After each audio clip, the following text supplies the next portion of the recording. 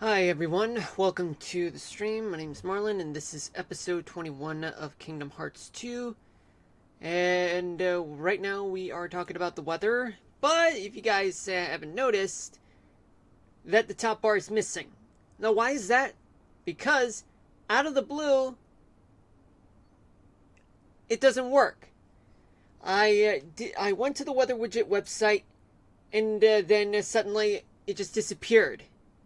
The website just disappeared. It's no longer there. It's just one big white screen, and because of that, no more weather widget at the top of the screen.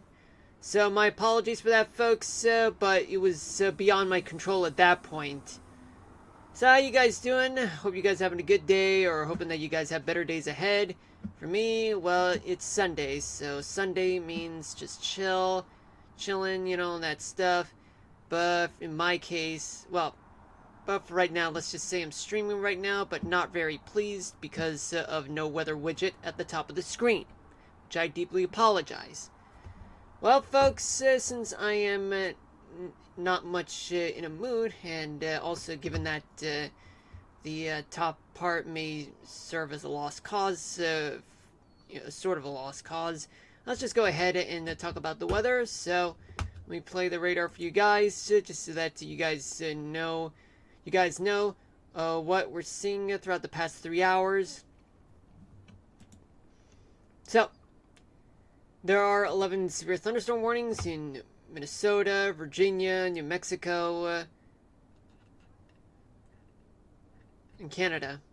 Not much, but still. 6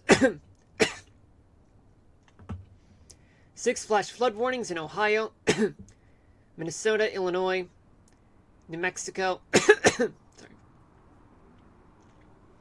Indiana, and Canada. Man, too many things going down the wrong pipe.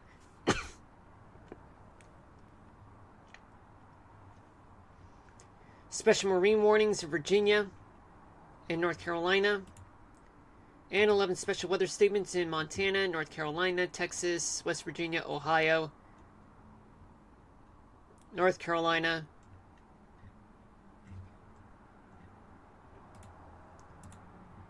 .50 extreme heat warnings, 1 dense fog advisory located in Iowa, and 5 air quality alerts, 35 flood warnings, and 12 red flag warnings. Alright, let's try to make this quick as possible, because I gotta play Kingdom Hearts for you guys, and, all that spiel.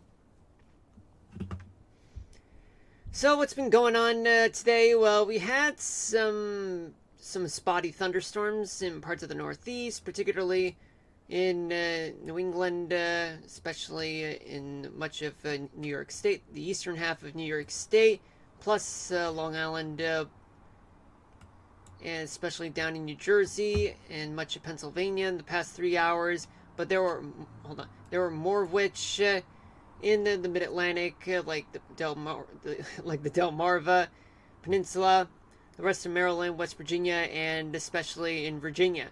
Virginia, well, there are plenty of severe thunderstorm warnings from Scottsville all the way to Williamsburg. And there are extreme heat warnings throughout the Carolinas, especially southeastern Virginia. We'll get to Ohio in just a moment. Although there are also extreme heat warnings in western West Virginia, special weather statements in both Virginias.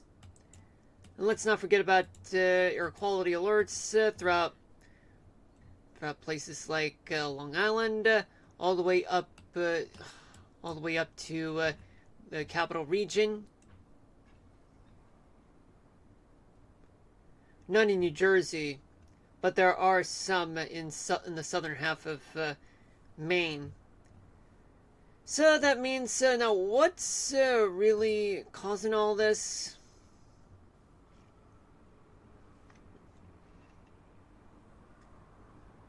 Well, not much, folks, but it has to be detailed. Because we want to know answers, right? Well, we'll get to that in just a couple minutes. There's a warm front throughout the eastern part of New York State, all the way down to New Jersey and out to sea. A cold front that's located in western New York, northwest Pennsylvania.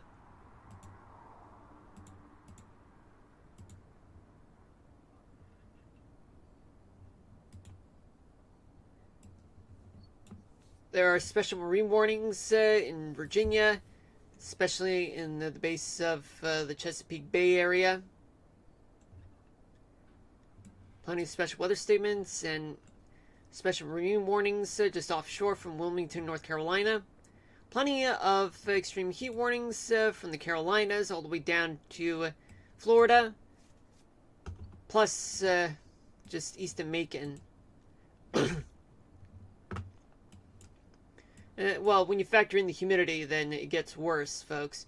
Although, especially in places where there are extreme heat warnings, there are also thunderstorms as well. But right now they're exiting the Tar Heel State, but delivering a lot of moderate to heavy rains in parts of the Outer Banks of North Carolina. But still, thunderstorms are to be taken seriously, even when there's no special weather statements nor severe thunderstorm warnings, but don't take them lightly. And there are a few thunderstorms in the northern part of South Carolina.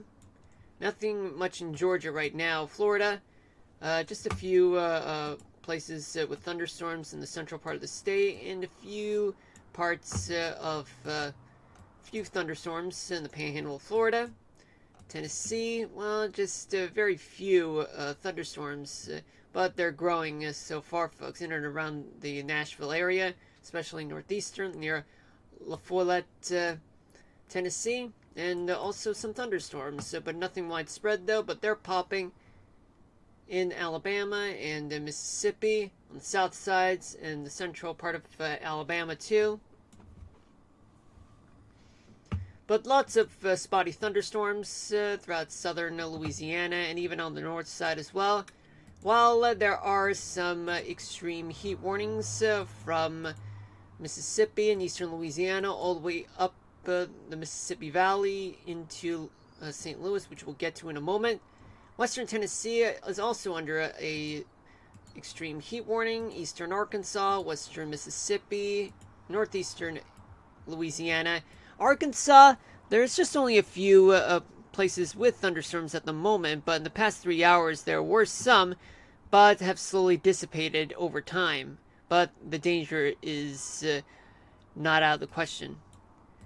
There are more thunderstorms rolling across through the Lone Star State, coming from the Gulf, bringing in moisture towards the inland areas of the Lone Star State, especially in places like Austin, San Antonio, Waco, and perhaps in the Dallas-Fort Worth area, but that will have to wait just about a little while, in about 2 hours tops. Oklahoma, well, you're not seeing much in Oklahoma in the past 3 hours. Just a few a few places with clouds and a few showers and a few rumbles of thunder. Go to the Ohio, we're in the Ohio Valley. Extreme heat warnings on both corners of southwestern and northeastern Kentucky. Elsewhere, it's just a bunch of thunderstorms, even in areas where there are extreme heat warnings there. In the southern tip of Ohio, there are extreme heat warnings, and as well as flash flood warnings near Columbus, Ohio. In Lancaster, Ohio, flood warnings are in effect in Portland, Indiana. Lots of thunderstorms in the southern parts of each state, and the ones that are from Canton, anywhere south of Canton, yeah, they're moving south. They still have some thunderstorms. Just spotty ones, especially on the north side. And also there are more storms still located in Chicago. Yep, plenty of storms in Chicago, especially in just located in the Illinois-Iowa border. Western Illinois, they're under extreme heat warnings, as much as those in the southern part of the state.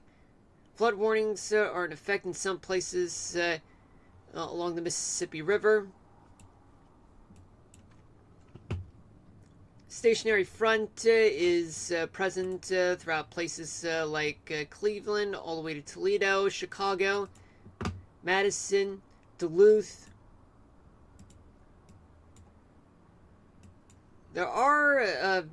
There's nothing much going on in the lower peninsula of Michigan, though 3 hours ago there were storms in the upper peninsula, so you can see right outside of Marquette, but that has dissipated slowly, but as it moves eastward towards Sault Ste. Marie, and then it disappeared. And in Wisconsin, extreme heat warnings are in effect in the northwestern part of the state. Elsewhere, it's quite dry for the most part, but even in extreme heat warnings, there are passing clouds and showers.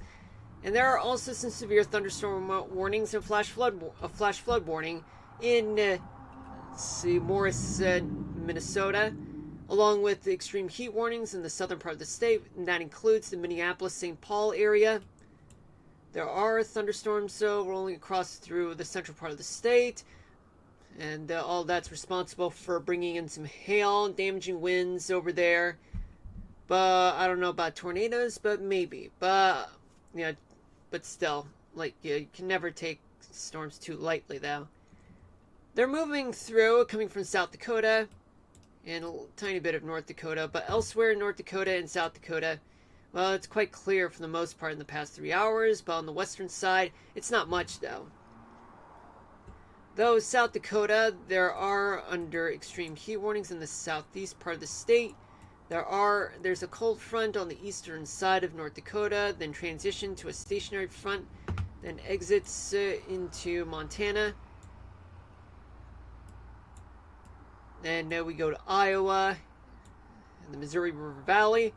There are extreme heat warnings in southeastern Missouri, plus the St. Louis area, southern and western Iowa, and eastern Nebraska. Flood warnings are in effect in some places in the northern half of Missouri and a few parts in eastern Iowa and in the center part of Kansas.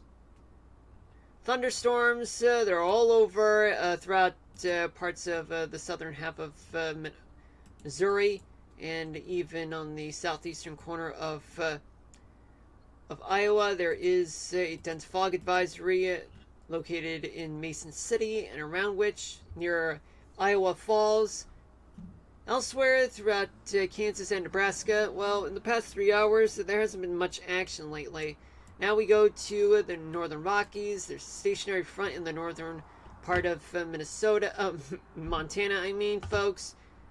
But there are pop-up thunderstorms in the Northern Rockies, Bitterroot Mountains, and they're all moving to the northeast. Though they're bringing in some rain in some spots in western and central Montana, especially throughout parts of Idaho. And in Wyoming, there are just a few clouds and showers that are popping up, but nothing too significant at this moment, folks. Red flag warnings have been issued in the south and southwestern part of Wyoming, though there are some special weather statements near Butte and Helena in southwestern Great Falls, Montana. Then we go down into Colorado, where there are a few clouds, pop-up clouds and showers near Denver, up in the Rocky Mountains. Though there are red flag warnings in the northwestern part of Colorado, and as well as plenty of red flag warnings in northeastern and southwestern parts, and even central Utah. It's mostly dry, nothing much going on, but pop-up thunderstorms and clouds in the northern edge of Nevada, bringing in clouds and showers and storms throughout the leeward side of the Cascades, Idaho, and especially right around the Reno, Carson City, Lake Tahoe region. It's affecting right now. It's been building up for hours, but now that is going to lead to some storms right in and around the Reno, Carson City, Lake Tahoe part of the country, Nevada and part of California. The rest of Nevada, it's quite dry. New Mexico, pop-up thunderstorms, and from what it looks like, it's slowly moving to the west, but it's quite stagnant for the most part. There is a flash flood warning just located south of Alamogordo in New Mexico. Trying to get comfy, folks.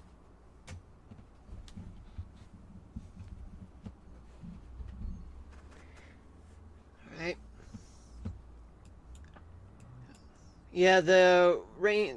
Yeah, there are a lot of rain stretching from southwestern New Mexico all the way to northeastern corner of the state. In Arizona, it's quite dry, though there is an extreme heat warning in parts of the Grand Canyon right now. California, mostly dry, though in northern California, pop-up thunderstorms are caused by convection in the Sierra Nevadas, and those thunderstorms are moving to the northeast right now, folks. Even despite the fact that there are red flag warnings that have been issued in the far northern part of the state, and especially on the south central part of Oregon. Sorry about that. And some thunderstorms rolling across through the leeward side of the Cascades and the Oregon side of on the Oregon part of the leeward side of the Cascades. Right now, they're moving to the northeast, especially on the northeastern corner of the state. In Washington State, not much going on right now, even though there's an area of low pressure. All right, and now let's move on to talk about what's going on right now with current conditions. Now, before we do that, I need to take a quick sip. Hold on a moment. Just give me a couple seconds.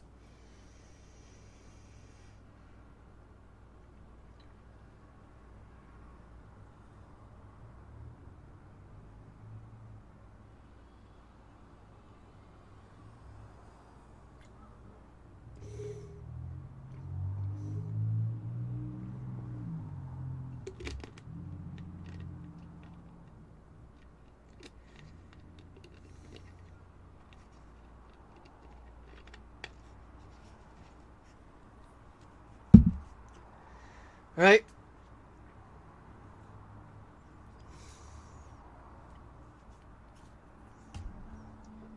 Let's go over through the region of the Northeast. From what it looks like, you have winds in the inland parts of the Northeast. You have winds that are coming from the west, northwest. But as the winds approach the coast from Virginia Beach all the way to the Canadian border, they shift to the northeast. But on the inland areas, winds blowing up to 20 miles an hour. But on the coastal side, similarly, same wind speed. But in the immediate coastal side, like let's say the eastern part of Long Island, Cape Cod, just a little higher though, but not much. In Maine, well, throughout New England, you have temperatures that are in the mid 60s to low 80s. In upstate New York, Pennsylvania, you have temperatures that are in the mid 70s to mid 80s. Hold on a minute. In the greater New York City area, you have temperatures that are in the upper 70s to low 80s. In the mid Atlantic, you have Delaware, Maryland, DC, and Virginia. You have temperatures that are in the low 80s to low 90s. West Virginia temperatures are in the 70s to low 80s. We go down south. Let's see what we got down south. So the Carolinas, for the most part, somewhat light and variable. But wind speeds are no more than 20 miles per hour regardless, even in the Outer Banks. But temperatures in the Carolinas, they are sweltering with temperatures in the 80s to low 90s in the Outer Banks. The rest of the Carolinas, temperatures are in the 90s to low hundreds. Hold on a minute.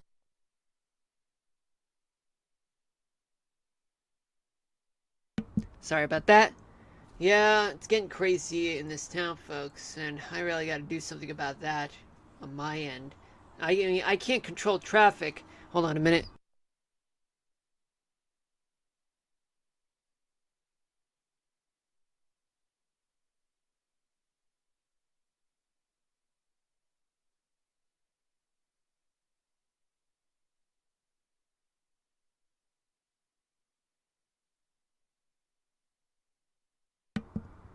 All right, I'm back. People are a nuisance.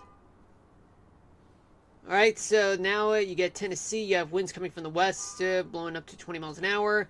Georgia, Alabama, Mississippi, also winds that are actually coming from the west southwest in Mississippi, but then shifting to the south, to the east southeast in Georgia. All because you have this upper level, you have this surface high pressure in the Gulf, just south of Alabama, Mississippi. And you have wind speeds that top at no more than 20 miles an hour. So temperatures through places like Tennessee,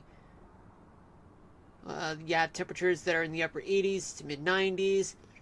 Temperatures, oh my god, people are idiots. Yeah, outside. Temperatures in Georgia, Alabama, Mississippi, they are in the upper 80s to low hundreds. Arkansas and Louisiana, you have. Hold on a minute.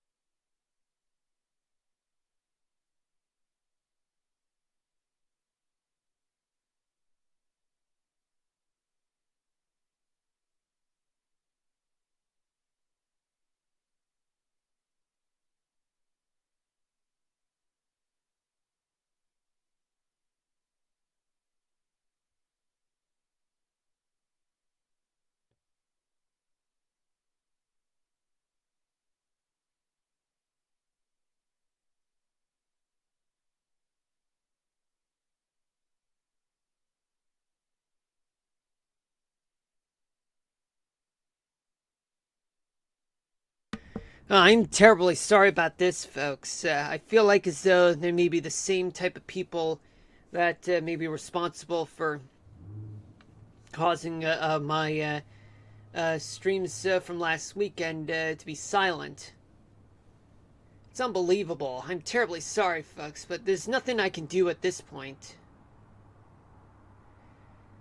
Anyway, let's just finish this quick. So this is what I mean when I said I gotta wrap this up, with the weather. But there's a lot to talk about. So now let's see. We got Louisiana. You have winds coming from the Gulf, blowing up to 20 miles an hour, especially in Arkansas, blowing to the northeast though. And you have temperatures throughout Arkansas and Louisiana. Temperatures are in the mid 80s to mid 90s. I think I already said that. Alabama, Mississippi, and Georgia, temperatures are in the upper 80s to low hundreds. We go down to Florida, where you have, in northern Florida, you have winds coming from the northwest, blowing up to 15 miles per hour. And throughout the rest of the Sunshine State, winds are coming from the northeast, blowing up to 20 miles an hour.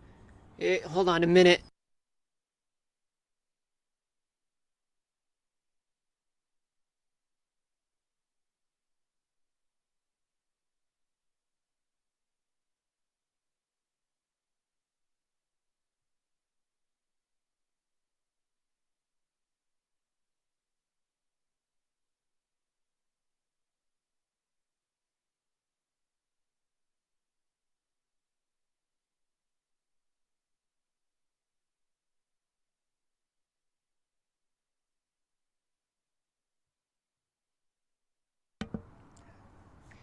So sorry about that once again, folks. This is not fair. We have wind speeds that are up to 20 miles per hour, but in the Keys up to 25 miles an hour. Temperatures throughout the Sunshine State, they are in the mid 80s to low hundreds as well. Oklahoma and Texas, winds are coming from the Gulf, shifting to the north. And in western Texas, winds are actually shifting to the west. In places south of Odessa, winds are blowing up to 30 miles an hour. The rest of the state blowing up to 25 miles an hour. In Oklahoma, winds are generally moving to the north with winds topping at about up to 30 miles an hour. Temperatures in Oklahoma and Texas, they are, well, let's actually start just, little by little. So Oklahoma temperatures are in the upper 80s to mid 90s. And you have Alpine at 82 degrees. The rest of Texas temperatures are in the mid 80s to upper 90s. I know that's very lazy of me, but background noise just won't let me do anything. Won't let me go into detail. You have southwesterly winds, with winds in Illinois moving to the north, blowing no more than 15 miles an hour. Indiana and Ohio, especially Kentucky, winds are moving to the east, blowing no more than 20 miles an hour, a little light in Indiana. Temperatures in Kentucky, they are in the 80s to mid 90s. Ohio, upper 70s to low 80s. Indiana, 80s. Illinois, 80s to low 90s. We go to... hold on a minute. It gets uncomfortable. We go to the Great Lakes, where Wisconsin, winds are coming from the south, shifting to the northeast. And in the Upper Peninsula of Michigan, winds are moving to the north-northeast. Winds are generally blowing to the east, but still light and variable in the Lower Peninsula of Michigan.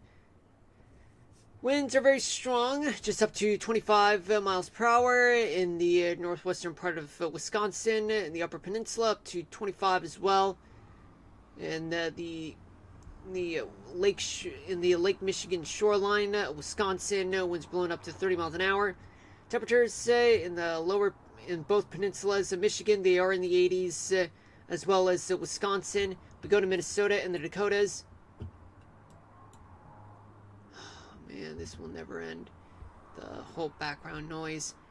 North Dakota, winds are coming from the northwest, shifting to the east. Just a little light, folks, while on the south side, winds are moving to the south.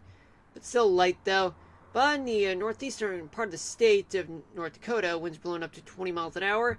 Minnesota, much of the state, winds moving to the northeast, up to 25 to 30 miles an hour. Especially, in eastern third of South Dakota, winds are coming from the south, shifting to the northeast, but throughout the rest of South Dakota, winds are somewhat light and variable, just moving up to 20 miles an hour in some places. Temperatures in Minnesota, they are in the mid-70s to upper 80s. In North Dakota, temperatures are in the 80s. South Dakota, temperatures are in the upper 80s to mid-90s. And we go down to the Missouri River Valley, where you have winds Missouri. They're coming from the southwest, blowing to the north at up to 20 miles an hour. Iowa, up to 25 in the northwestern corner of the state, but winds overall are moving to the north. Nebraska, eastern two-thirds of the state, winds are blowing up to 30 miles an hour, moving to the north, especially Kansas, also moving to the north and moving up to 30 miles an hour. But in the western third of Nebraska, winds are somewhat light and variable. You have converging winds, though. Temperatures in Iowa and in Missouri, they are in the upper 80s to mid-90s. Kansas and Nebraska, temperatures are in the 90s. Let's go to the Northern Rockies. Let's take a look. So, yeah, in the northeastern corner of the state, winds are coming from the north, blowing up to 20 miles an hour. The rest, in southwestern Montana, winds are coming from the southwest, blowing up to 20 miles an hour. The rest of the state, winds are somewhat light and variable. In Wyoming, winds are generally coming from the southwest, blowing at up to 30 miles an hour in some places, shifting to the north, shifting to the east.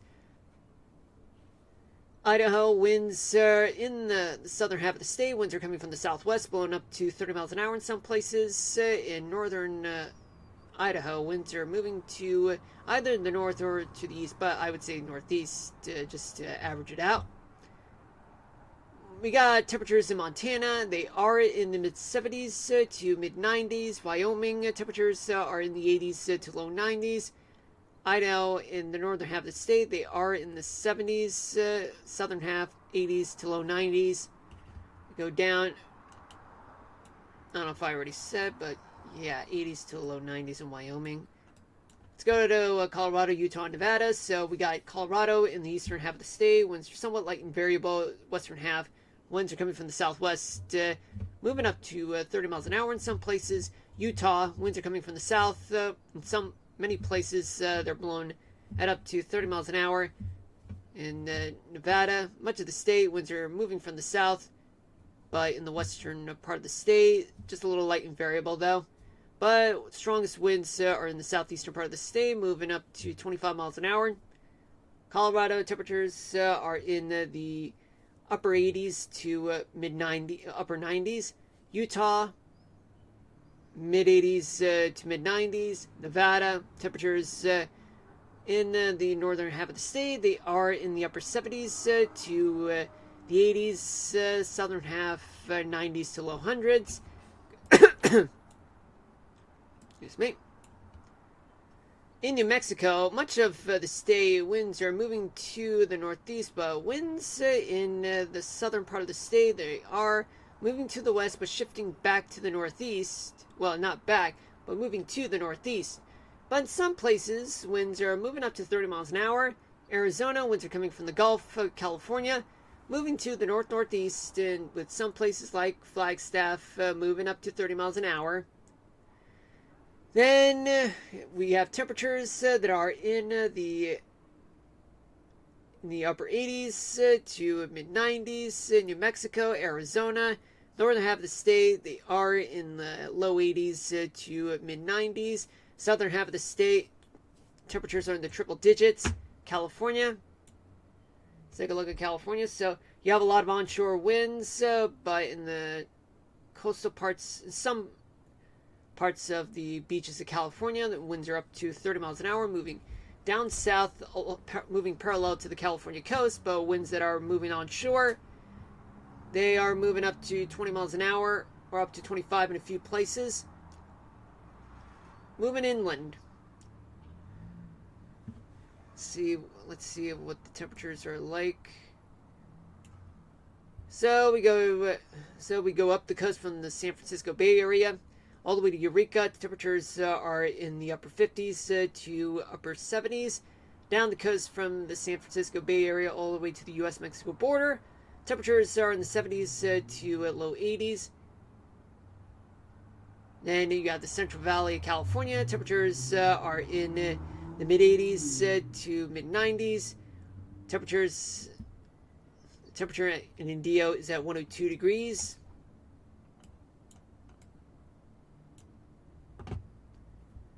Then you have the Pacific Northwest, where winds are moving onshore, while on the beaches, winds are moving up to 20 to 25 miles an hour. Just hold on a minute, folks.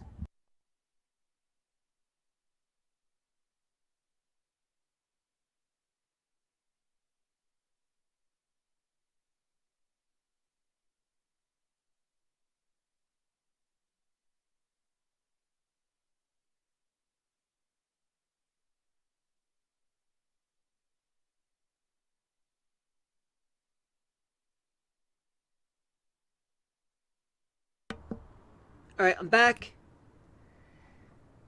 Then you have the leeward side of the Cascades. Winds are shifting to the northeast, with some places winds blowing up to 25 miles an hour.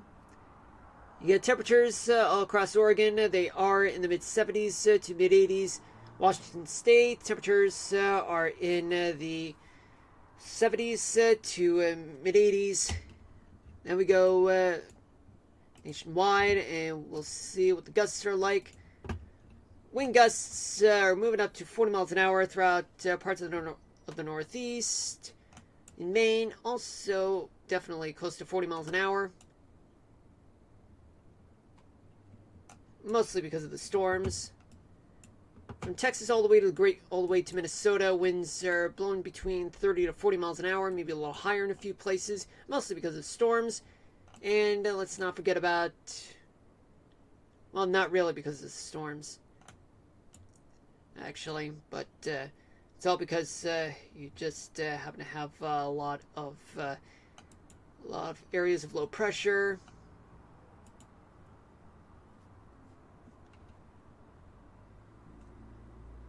Right in the front range of the Rockies. Speaking of the Rockies, well, the Great Basin, yeah, winds are moving up to 40 miles an hour, especially in the northern half of the state of Arizona. Sierra Nevada is up to 30 miles an hour.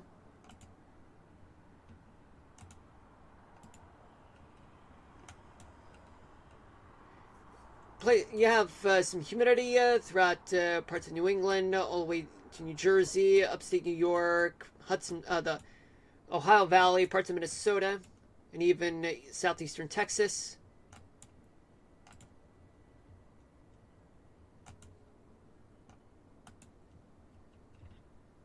Wherever there are some precipitation, or rather rain, thunderstorms, rainfall estimates are only up to about an inch, but consult with your local officials for accurate reports, especially up to half an inch of rain in parts of Tennessee, Kentucky, West Virginia, and Indiana. In Minnesota, Iowa, and South Dakota, rainfall estimates are up to 2 to 4 inches of rain.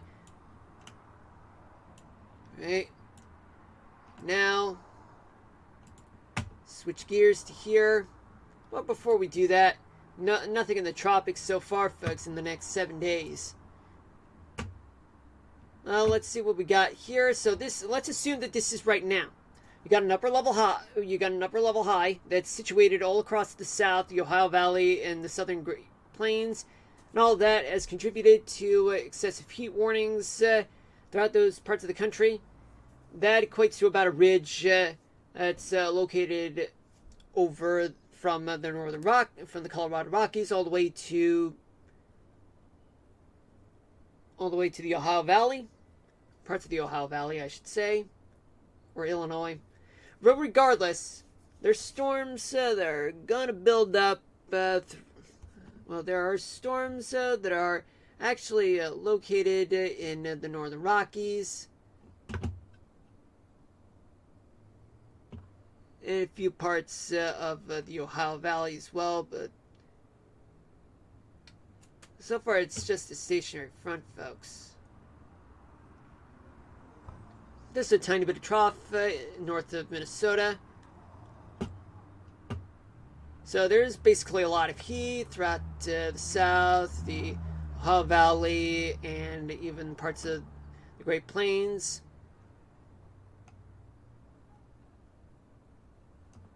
Now let's move on to tomorrow night. So there's still plenty of heat to go around throughout the south, throughout the Great Plains, the Ohio Valley, and parts of the west.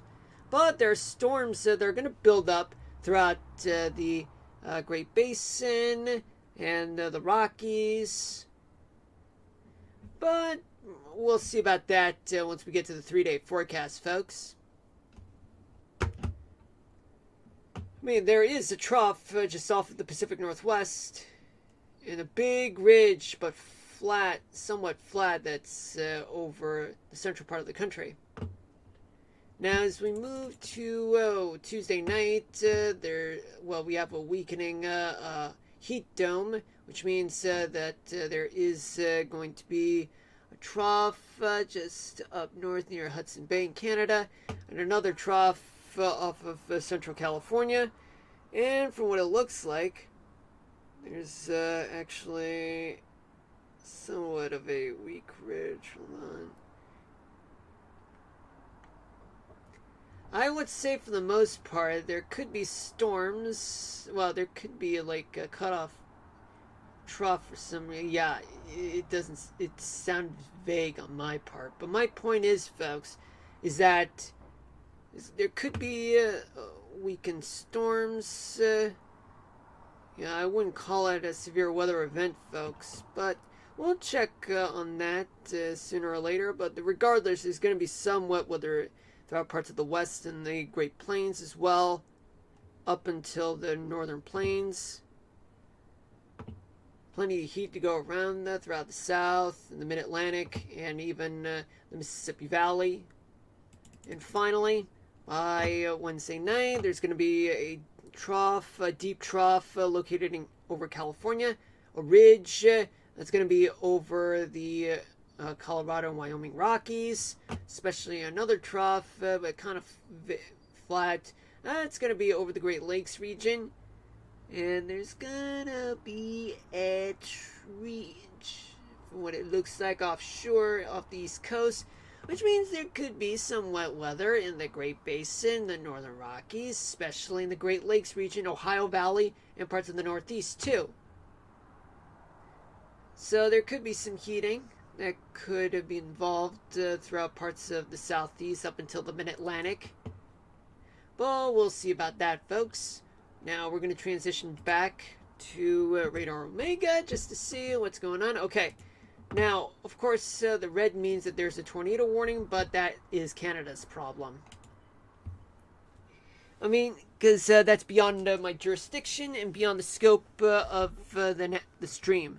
Hold on a minute, folks. I think I can hear sirens.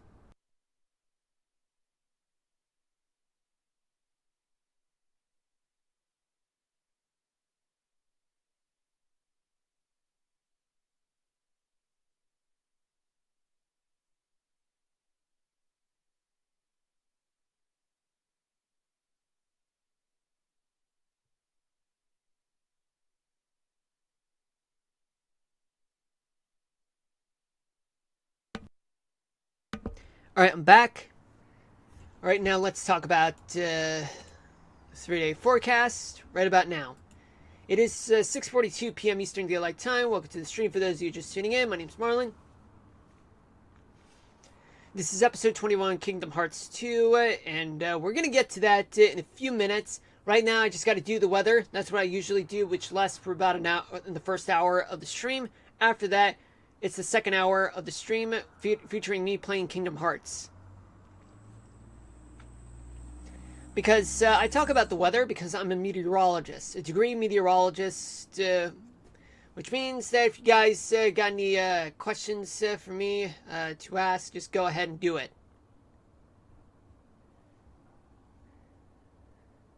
And in fact, I do the weather topic of the day at the end of a streaming day or night.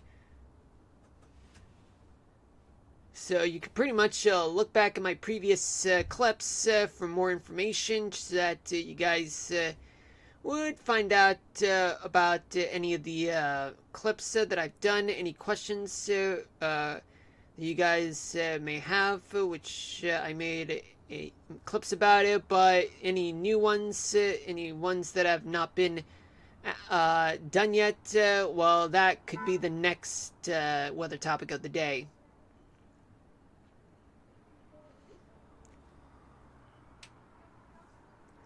Let's talk about temperatures for the next 3 days. It's kind of humid on my end, folks. So for tomorrow morning, there's going to be a lot of heat, a lot of warm lows in the south, anywhere east of. So you have southeastern Texas, southern and eastern Texas, all the way to the Carolinas, and all the way to New York City. And even parts of the desert southwest get some warm lows. Very cool lows in the Rocky Mountains, parts of the Great Basin, Sierra Nevadas, and even parts of the Pacific Northwest.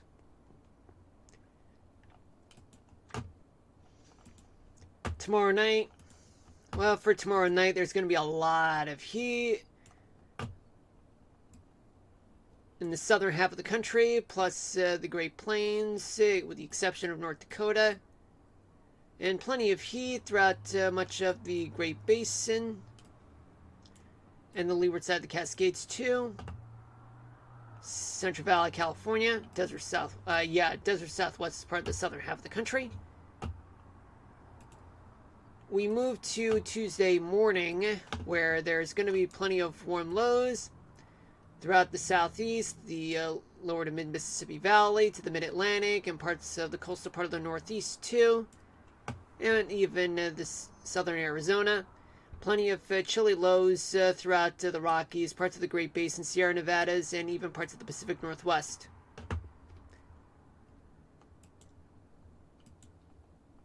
Tuesday night, there's going to be a lot of heat throughout. Hold on a minute, folks.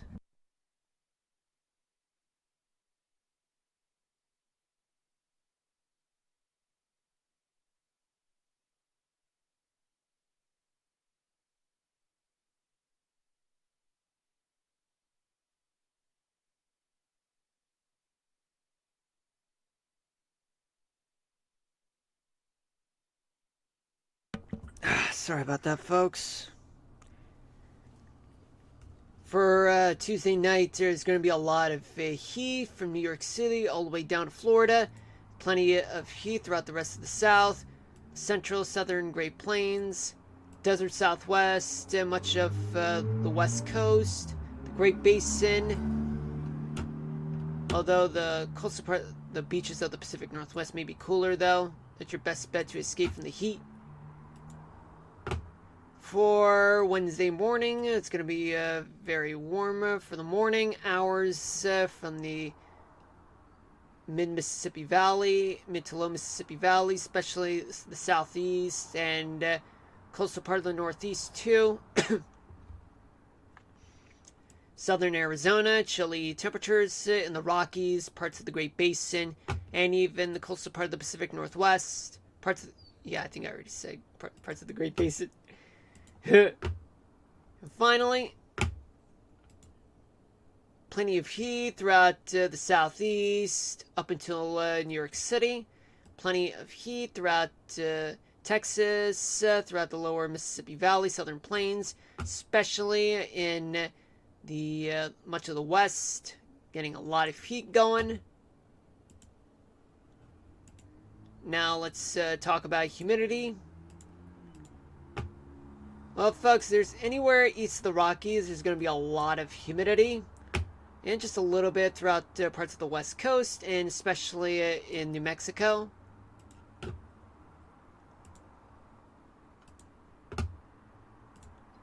Tomorrow night, also plenty of humidity east of the Rockies, plus parts of the West Coast too, and a little bit in parts of the desert Southwest, and the Northern Rockies too.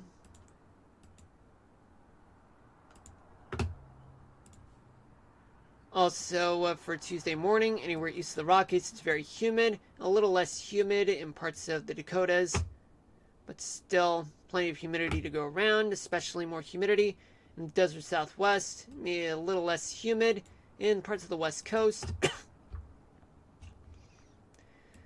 unlike what's going to happen tomorrow morning and tomorrow night. For Tuesday night, humidity will only move east, which means it's going to be less humid in the southwestern part of the Great Plains, western Texas, and even northern Minnesota. But anywhere east of the Rockies, with the exception of the areas I discussed. Hold on a minute.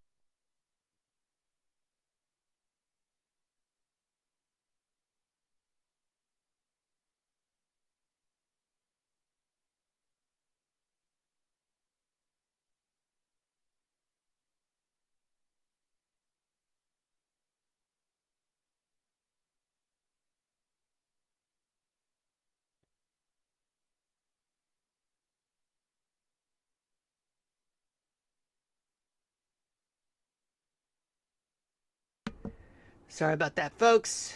Anyway, like I was saying, east of the Rockies, with the exception of southwestern plains, western Texas, and northern Minnesota, it's going to be very humid. And there's going to be some humidity in parts of the desert Southwest. Humidity starts building up in parts of the West Coast. And when is that going to happen? Tuesday night. Wednesday morning? Plenty of humidity on the eastern side of the Great Plains and points east, with the exception of Minnesota. Humidity is still occurring throughout parts of the desert southwest and in the parts of the northern Rockies, but on the Front Range, though. A little less humid on the west coast, though. And finally,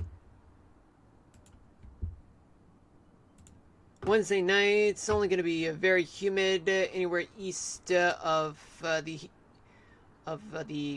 western part of the Great Plains. But the western part of the Great Plains is less humid than the eastern side. But it's going to be less humid in Minnesota and throughout much of Texas. But a little bit more humid in parts of the desert southwest and more humid throughout parts of the west coast too. Not too, but you know what I mean. Hold on a minute, folks. Okay, now we're going to talk about CAPE, which is convection, which is upward motion in the atmosphere. So what do we got? So for tomorrow morning, there's going to be plenty of upward motion in the southeast and the rest of the Gulf Coast, plus the mid-Mississippi Valley, parts of the Great Lakes region, and the northern plains and the Dakotas.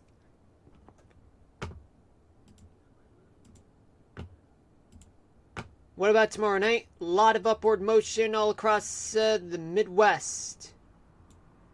And even Gulf Coast. It's somewhat humid in between. And we're sensing some upward motion in parts of the Northeast and parts of the West Coast. And even parts of Montana. We go to Tuesday morning, where there's going to be a lot of upward motion in the Gulf Coast, plus Illinois and the western Great Plains.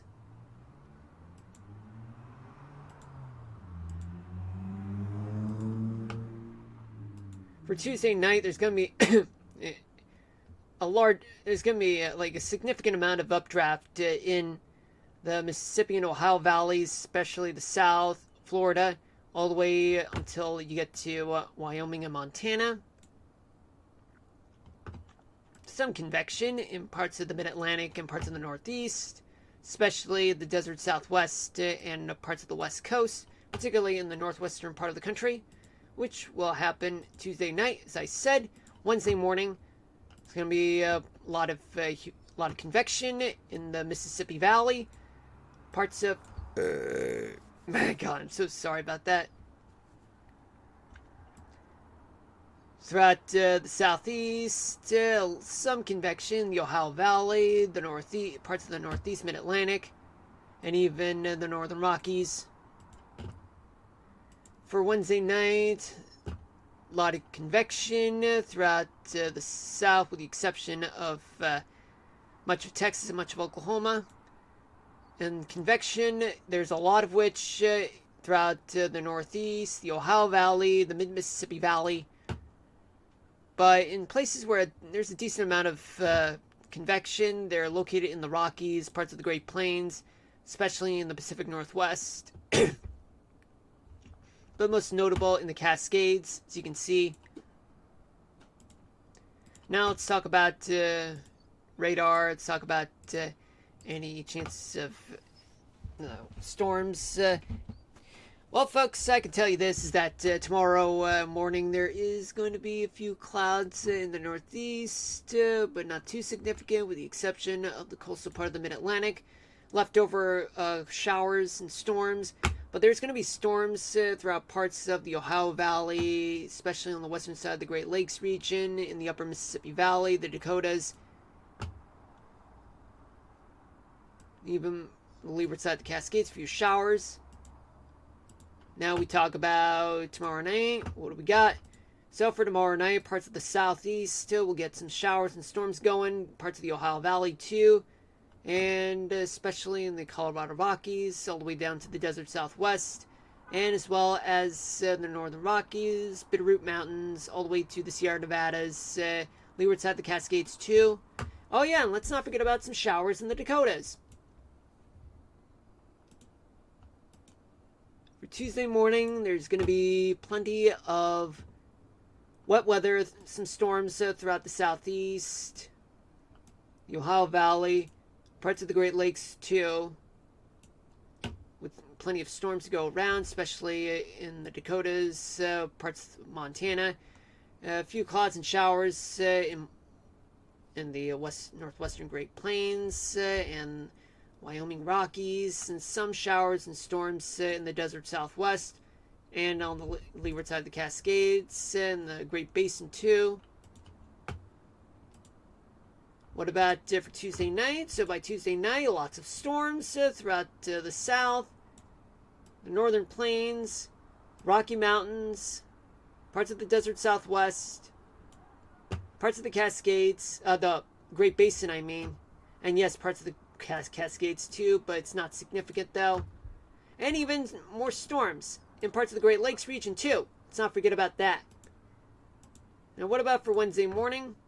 Wednesday morning, there's going to be like a few cloud showers and storms throughout much of the south, especially the Great Plains, upper to mid-Mississippi Valley, up until the Dakotas.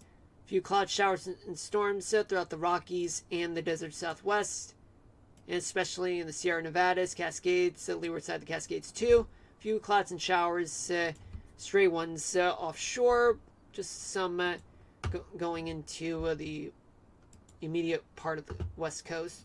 Finally, by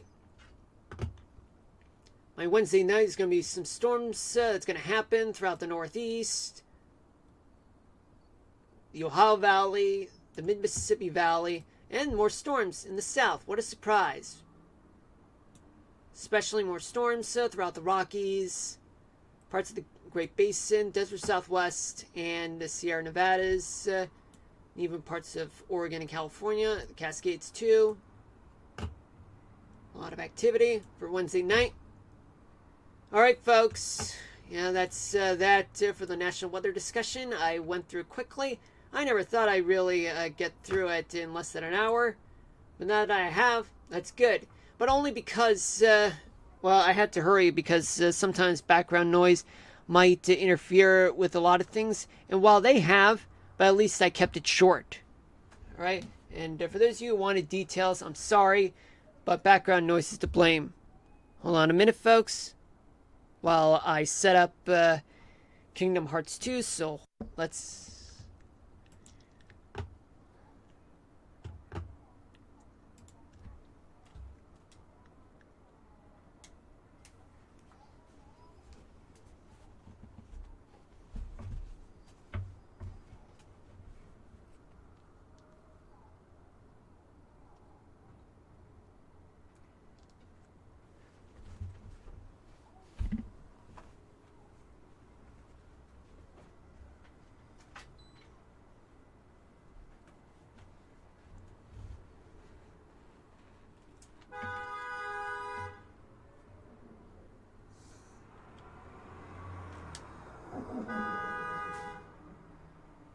So sorry about that, folks.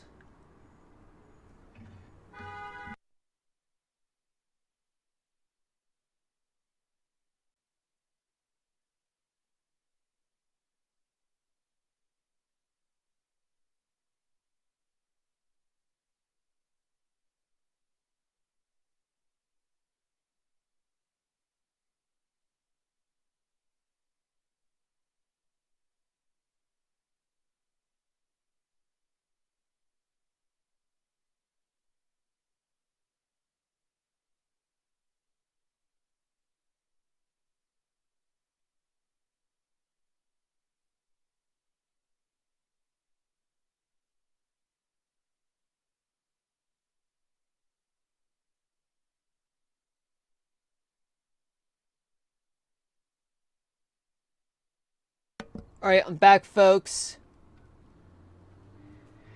Anyway, for those of you just tuning in, welcome to the stream. My name is Marlon, and this is episode 21 of Kingdom Hearts 2. Right now, I am playing the game right now because, well, this is the second half of the stream right now. I've already finished my national weather discussion. I try to be as quick as possible, and to compare it to the past few streams, I have been quick, which is good. Alright, now let's get back to work on trying to take down Jafar. again. Because, I mean, a few months ago, I already beat his ass in Kingdom Hearts 1, and now we're gonna have to do it again in Kingdom Hearts 2. What a surprise, right, guys? Stupid ass piece of shit, Jafar, right, guys?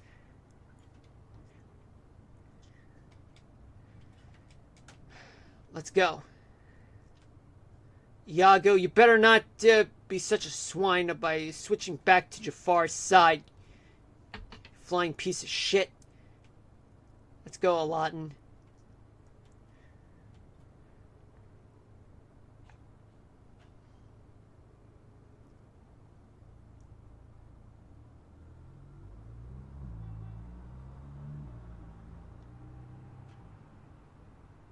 He's probably luring us into a trap.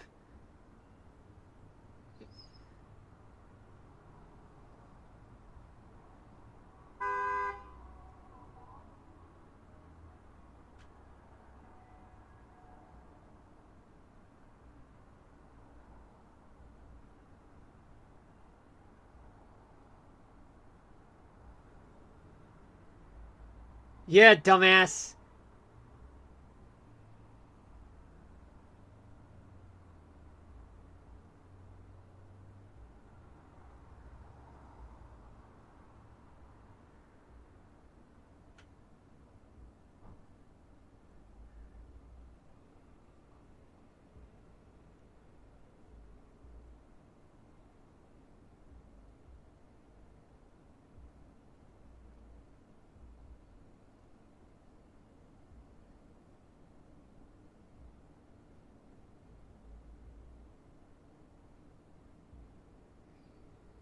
Yeah, we gotta get out of here. Escape from the ruins. Oh boy.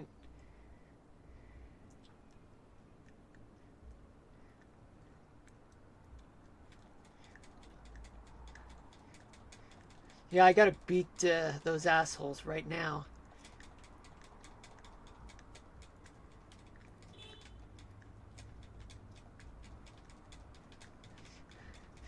I don't know. Just this whole thing, like, it seems so. I don't know. Acrobatic. It's not the word I was looking for. Ah, damn it. Yeah, I gotta. Yeah, I gotta keep on avoiding getting hit by collapsing structures, collapsible structures. You know what I mean, guys. Yeah, but we're going around in circles now.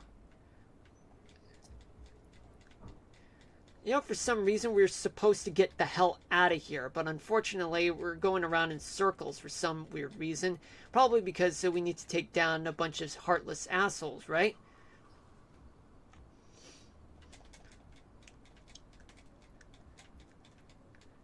Now, I don't know what the hell are we doing here, but the one thing I can say is that they need to go.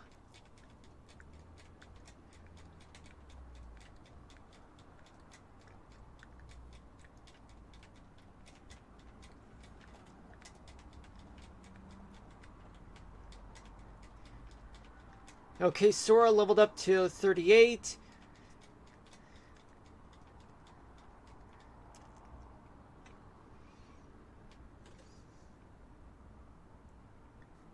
Okay, so we survived, but at the cost of my health. I lost 3/4 of my health, so that means that was unbelievable.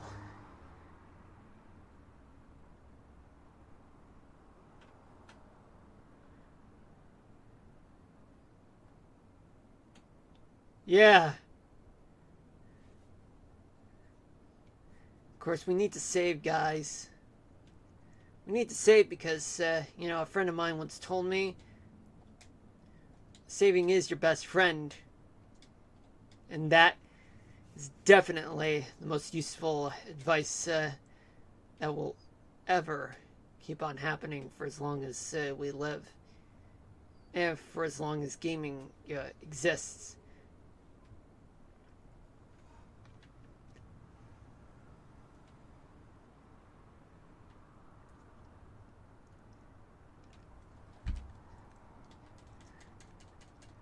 I thought I thought I got this, but I don't. Agrabah. Hold on a minute. Every time I try to make myself comfortable, I'm always uncomfortable. Yeah, because the way I'm sitting is just atrocious. Atrociously uncomfortable. Now I'm sitting well. Whew. So how are you guys doing today? Anybody having a good day or hoping, that you guys have better days ahead? For me, today's Sunday, and I just want to relax and stream for you guys.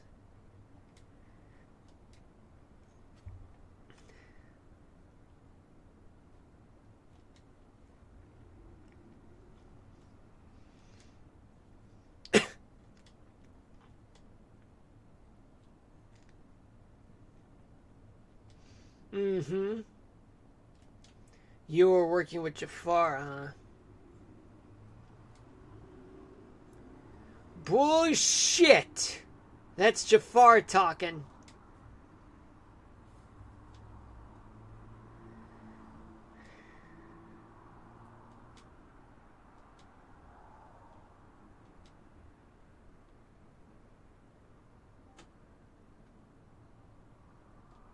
What? Organization 13?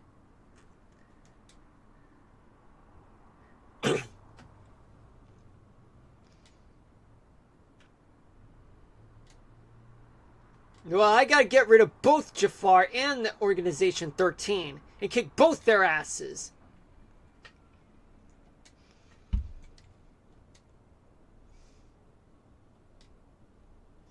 Shut the fuck up, dude.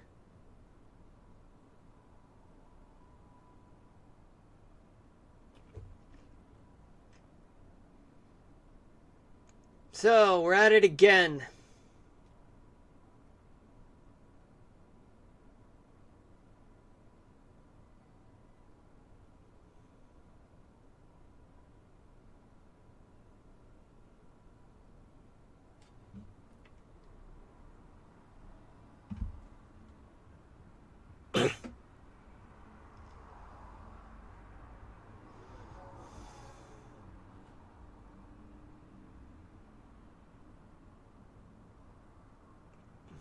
Oh shit, we're on our way, dude.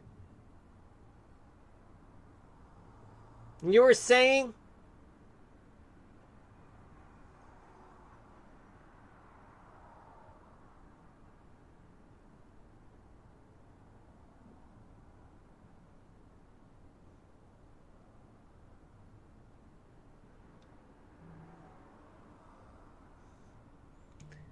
Alright, get ready to get killed, dumbass, for the last time.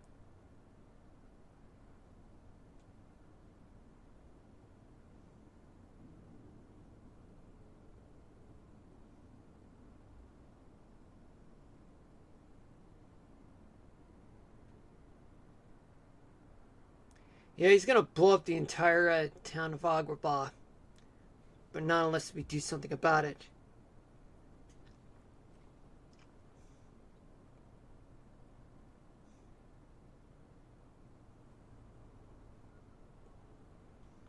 This one's gonna be different, guys.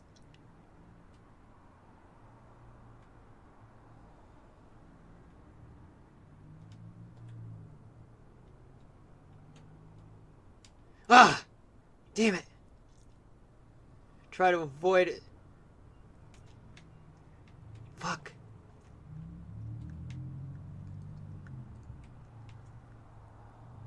Ah, I can't avoid.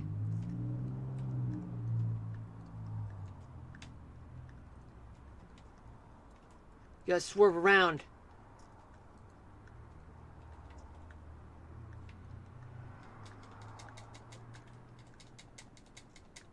Ah, damn it, I gotta get out of here. Ah! Damn it. These moves are unpredictable. Shit. I'm gonna get myself killed.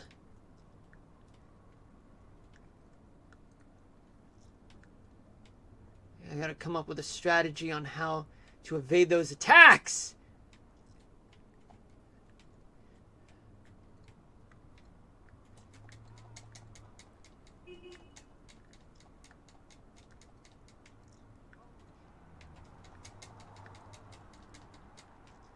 Shit. Gotta get out of here.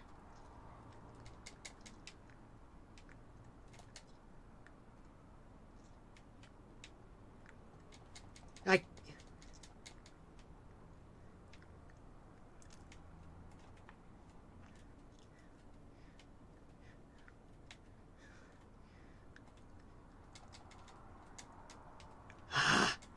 That took serious damage, you guys.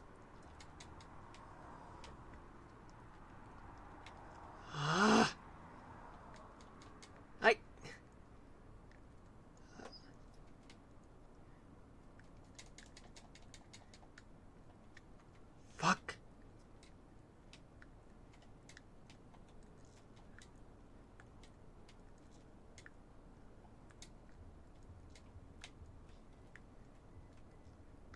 I'll kill you for this.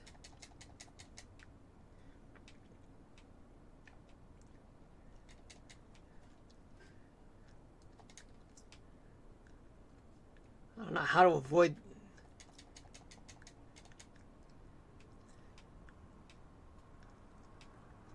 Yeah, his attacks are relentless, guys. But I need to kill him. I need to retreat.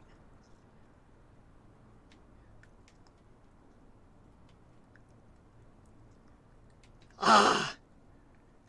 Damage is so significant.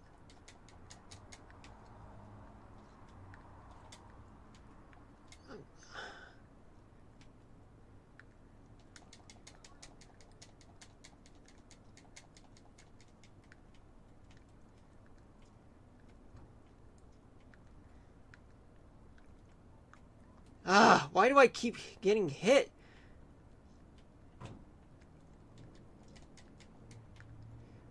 This is a death wish.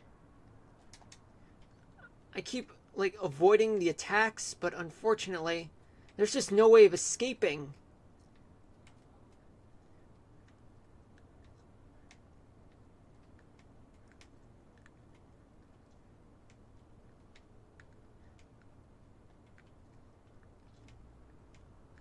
Ah!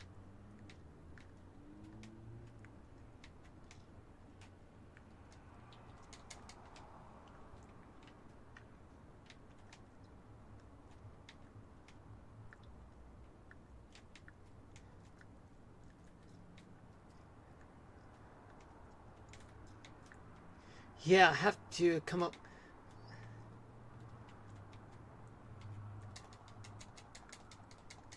Yeah, this is not a very easy thing for me to do, folks!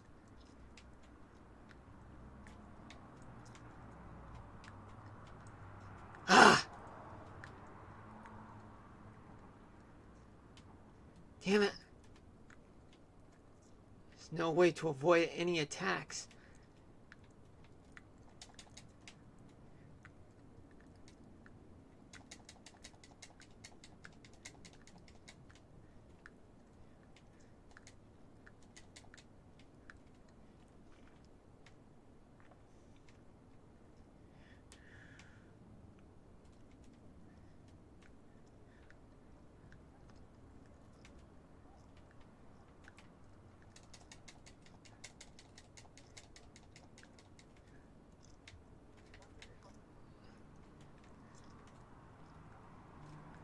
Damn it. There's no way out of this shit.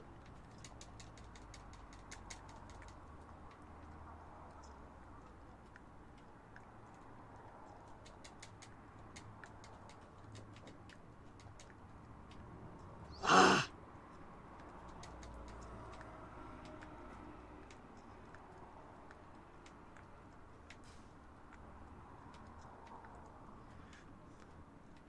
Yeah, this is nuts.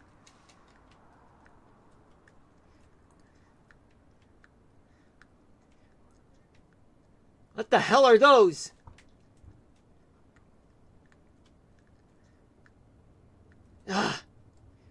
Why can't I avoid those attacks?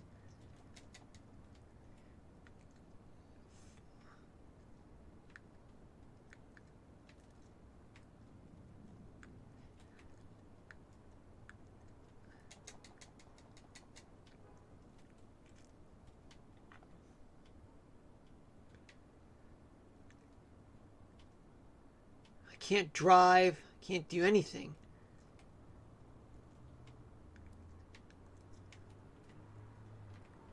Ah!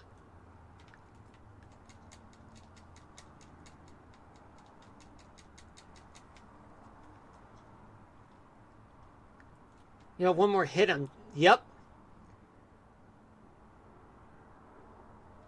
Man, that was just an unfair advantage right there, guys.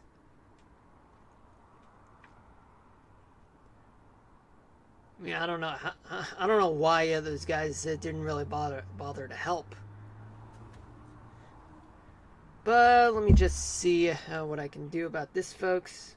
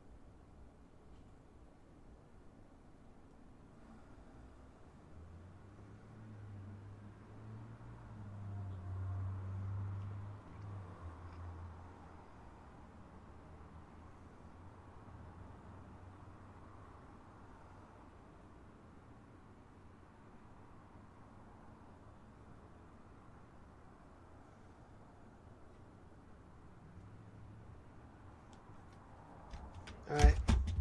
Let's give it another try. Let me see what level am I at right now. Level 38. Great. Level 38. That's just great. Alright.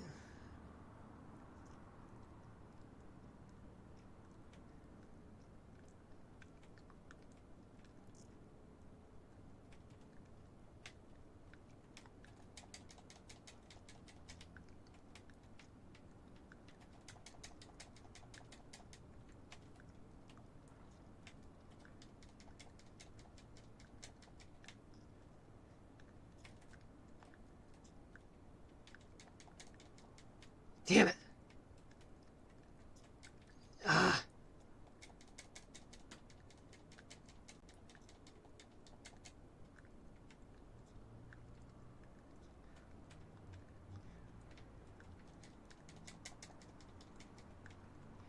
Yeah, I gotta use magic on myself.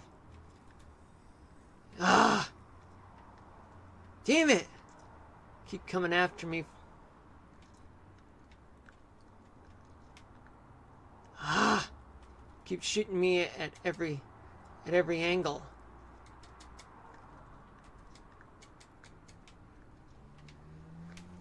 Ah, look at that. That's tremendous damage.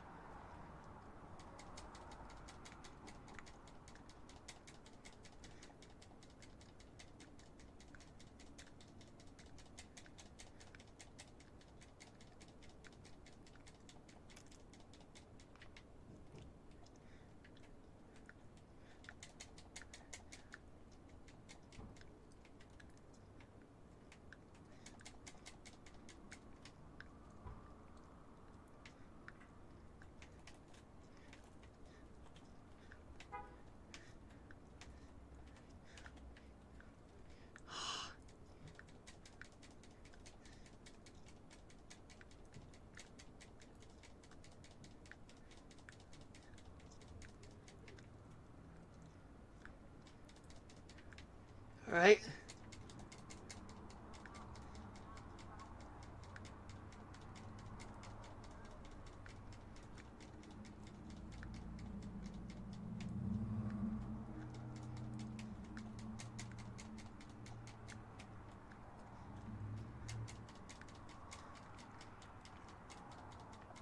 So yeah, this is what I gotta do.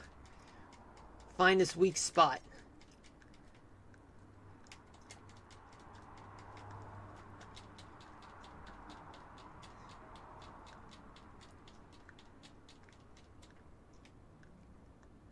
Kill him!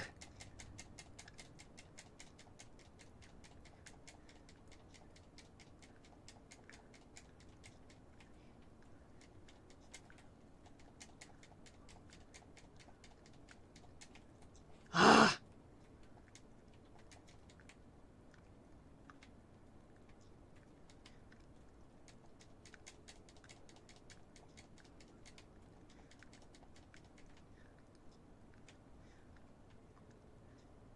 Ah!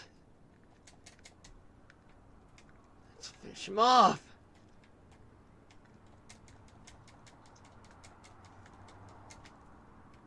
Ah! Man, I can't avoid his attacks.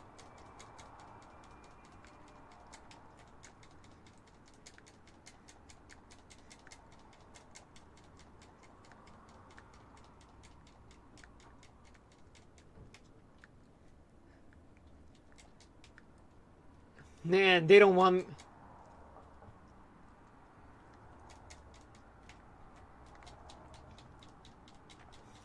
finishing you off.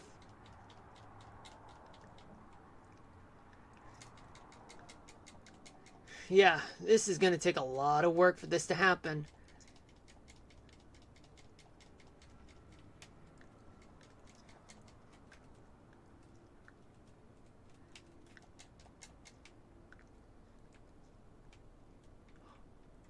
Hurry up.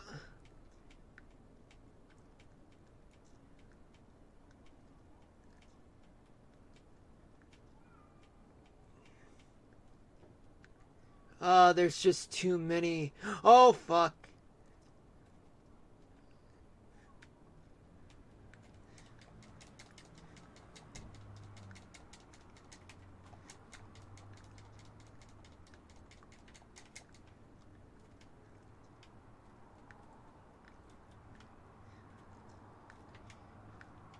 So yeah, I'm supposed to attack his stomach and then attack his head.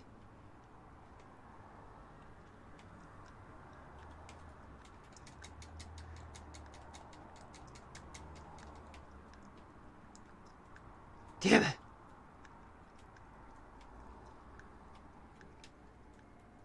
Damn it. Fuck.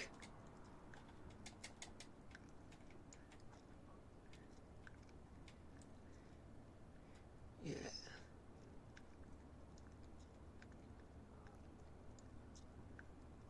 Ah. It's like they'll...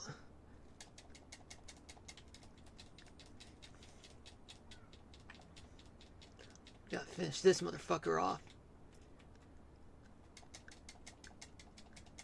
Oh, look at this. I got too much shit to deal with, folks.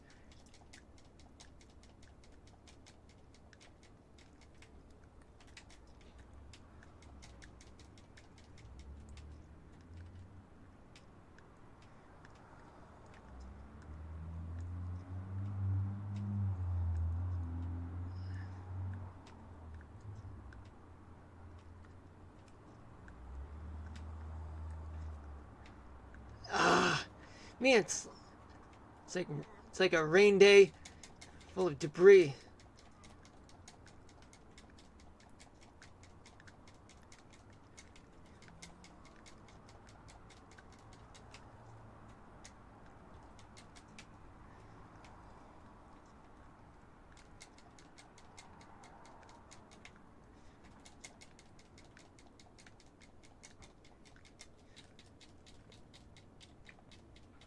Screwing with you.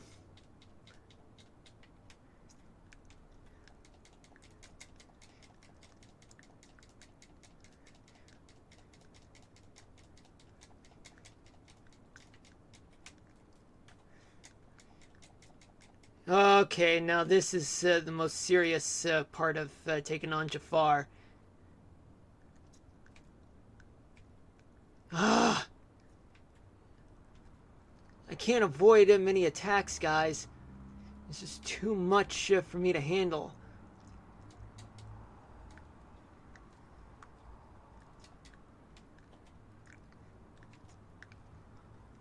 Ah.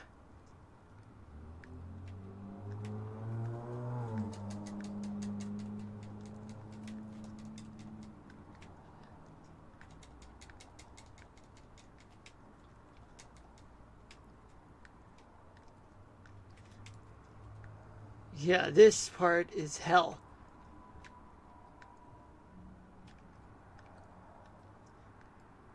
Ah, I hate it when they do this to me. I can't avoid it. I'm avoiding them.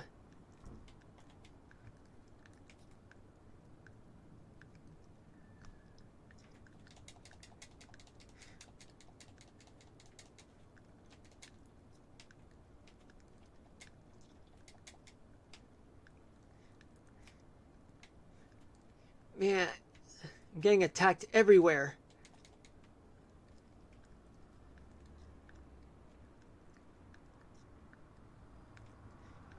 Man, come on. Every time, they just don't. Yeah, whoever created this game just knows how to piss me off.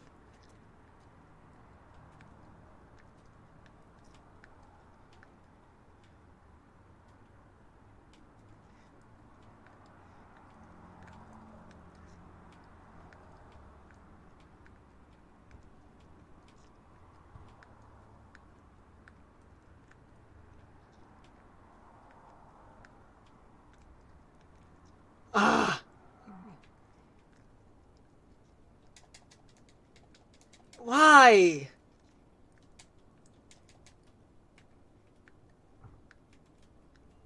Man, I'm avoiding their attacks. Can you see me? I'm avoiding their attacks.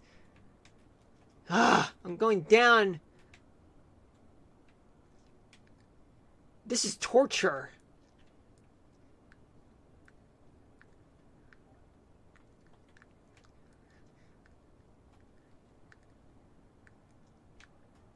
They're trying to foolproof everything.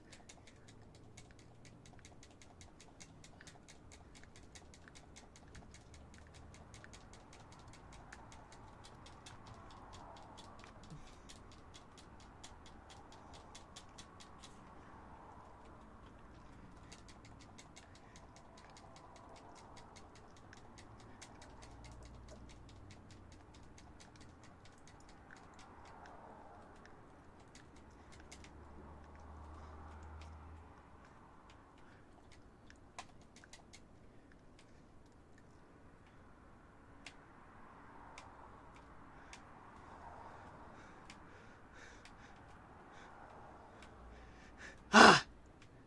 Yeah, they're attacking me from every direction. Yeah, I'm only doing it frantically.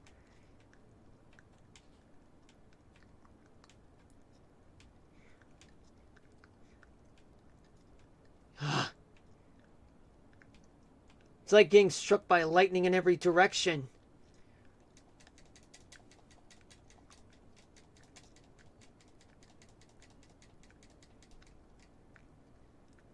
Yeah, I'm a goner, you guys. At the rate...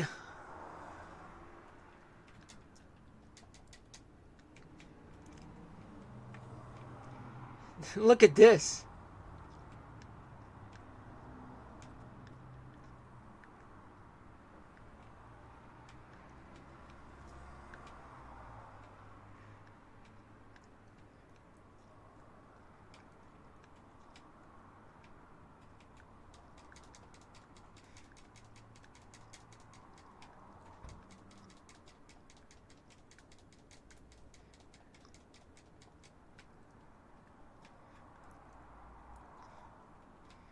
Yep. It's over, guys. It's over.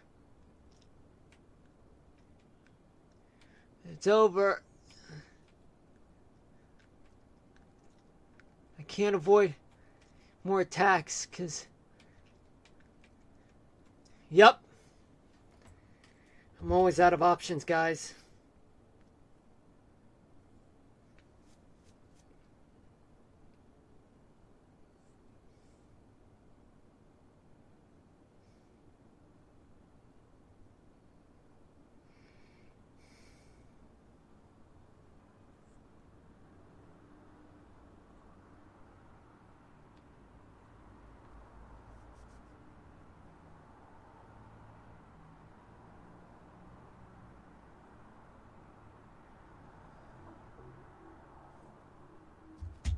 Yeah, for those of you who are just here, welcome to the stream. My name is Marlon, and this is episode 21 of Kingdom Hearts 2. Right now, I am in an unwinnable situation.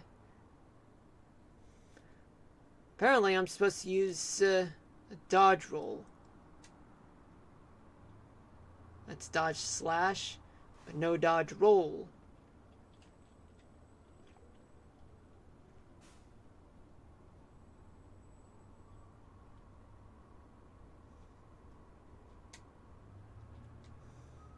Guess that's how I'm gonna use from now on.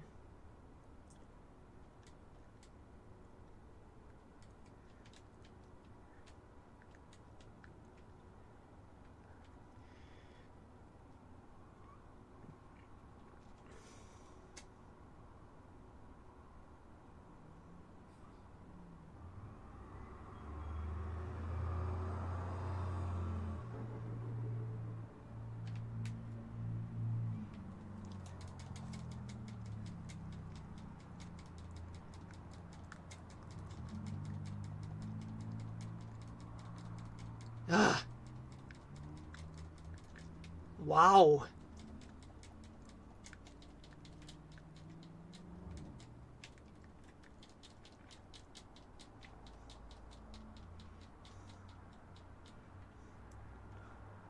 Yeah, you need to die.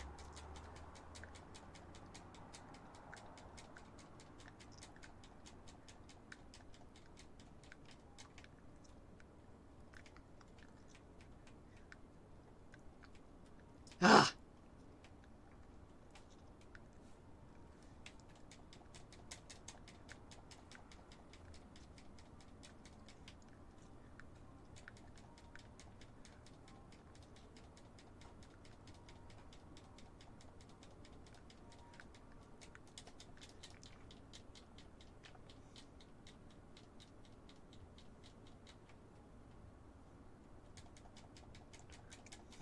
Yeah, I'm afraid this is gonna last long. If I don't succeed in this, that's it.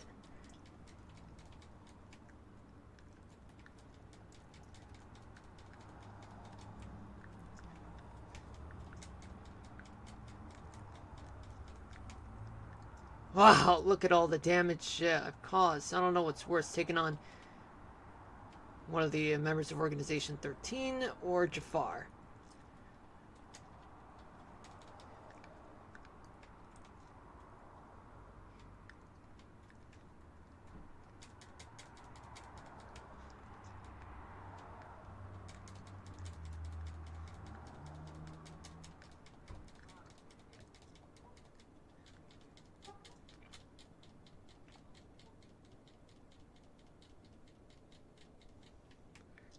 Yeah, let's finish him right now.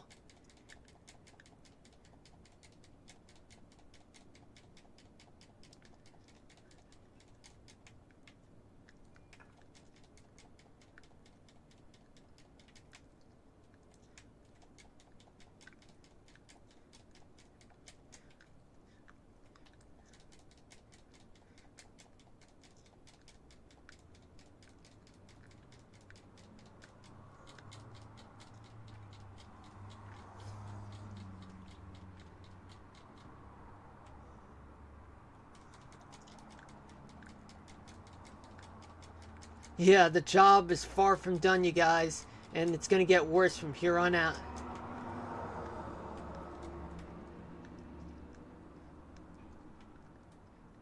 Ah!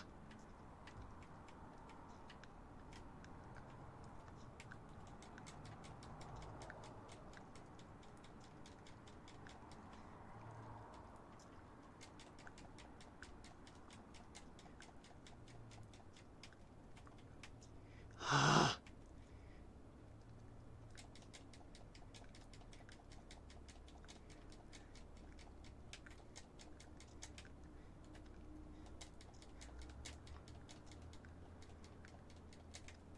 Ah! Look at all this! You guys seeing this, right?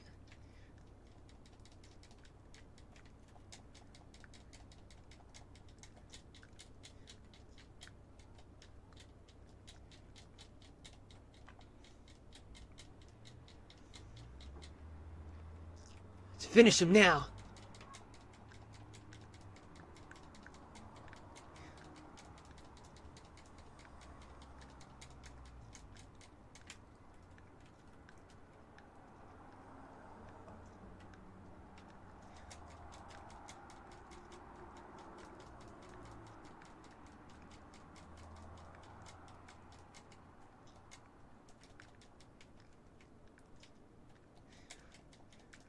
I gotta finish him now.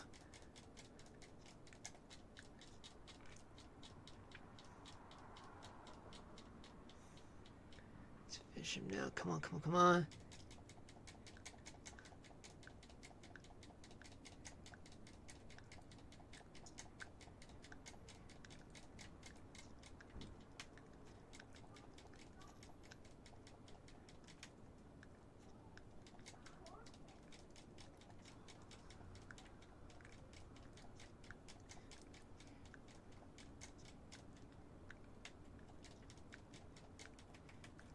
Gotta get back.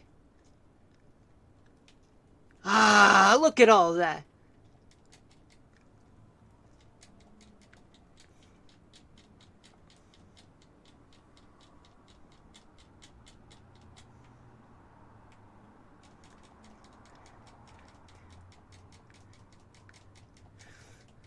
Yeah, I'm afraid this is far from over, you guys.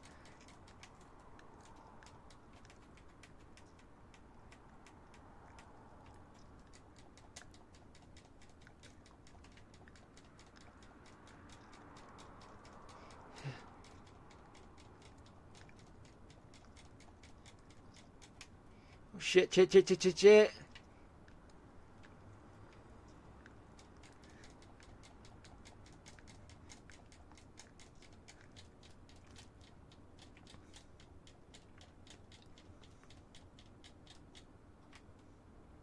Finish him! Yeah, this is a chore, you guys.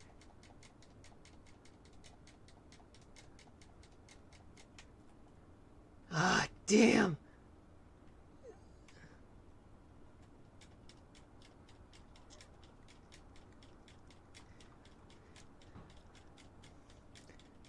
It's not working. Dodging that is not working.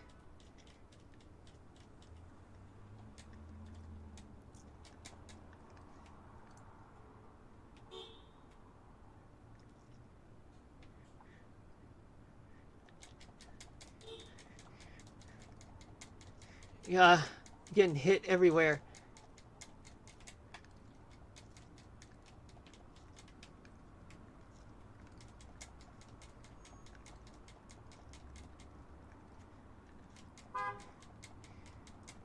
Oh, damn it.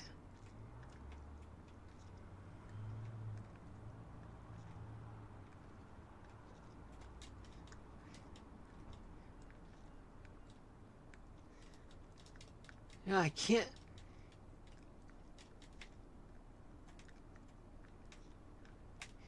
Ah! I'm dodging them as fast as I can. Well, unfortunately, it's not working.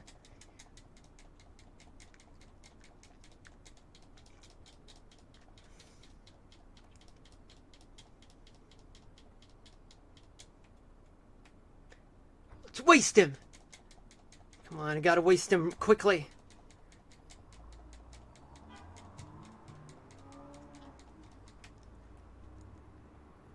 Damn.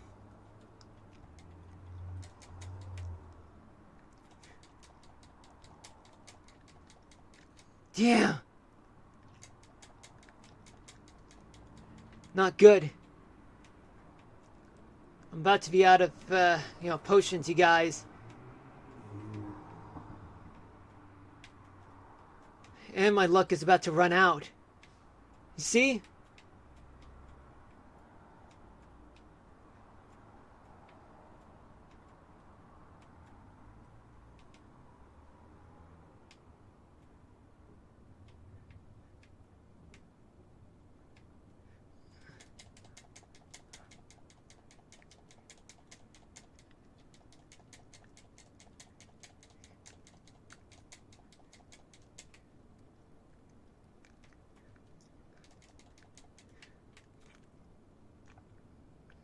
Yeah, guys, I'm about to run out of luck on this one.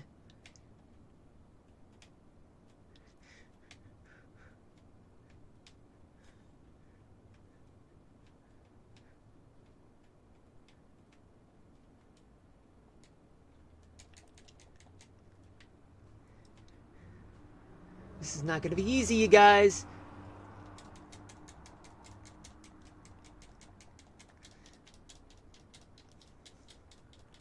Killing you.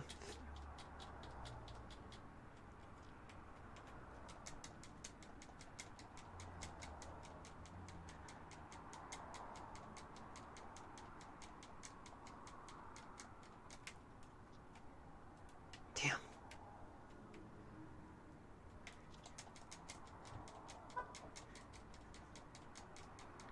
Ah, dude, it's gonna be... Yeah, I'm gonna run out of luck on this one. Yep. Yeah, luck is definitely not gonna be on my side this time. See? Ah!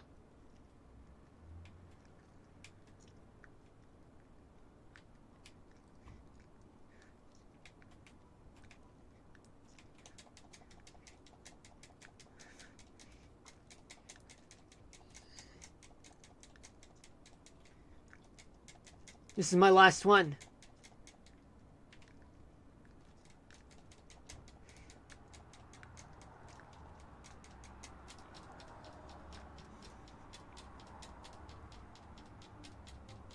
Now this time I gotta finish. Hold on a minute, folks. Come on, I gotta talk over. I gotta make this fast.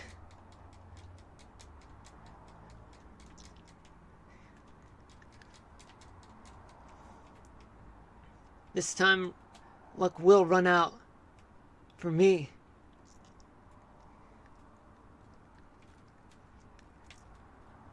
Ah. Oh, man. Ah. I'm attacked everywhere, you guys.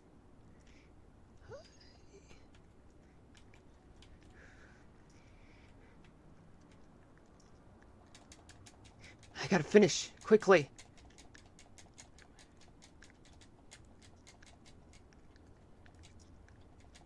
Come on. Heal up. Faster! Oh, man! He's not holding back.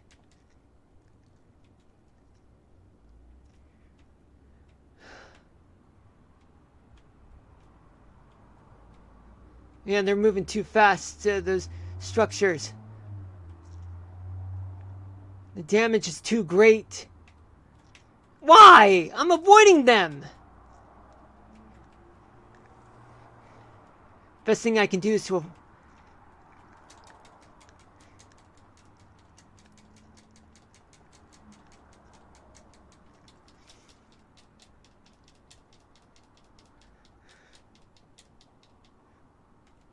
Ah!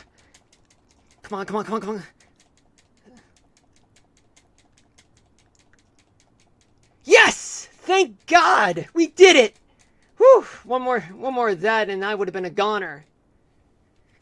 Alright, GG everybody. We did it.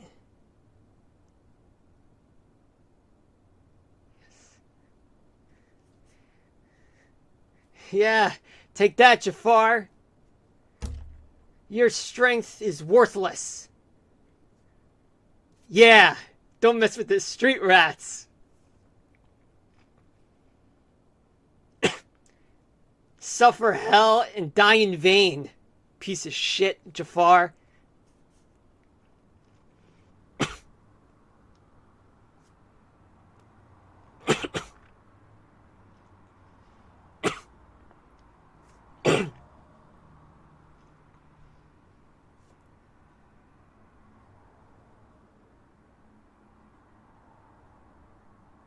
Yeah.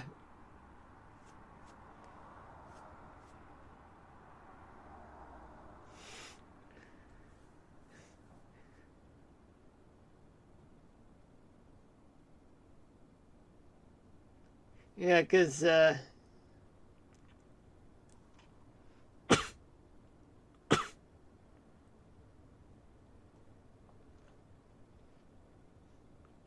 Yeah, that would be great. The wishing lamp keyblade. Whew. Man, that was tough, you guys. I thought we wouldn't gonna. I thought we were never gonna make it, but we did. Whew.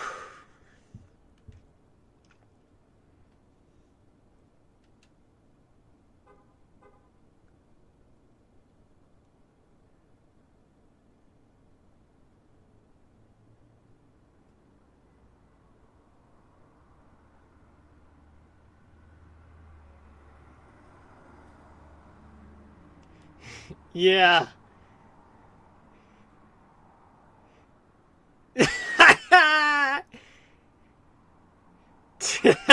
Weird faces.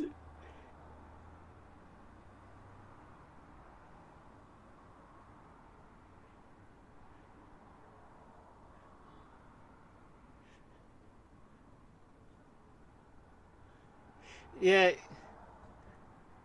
Well, oh man. Shit, looks like Goofy just knocked himself out.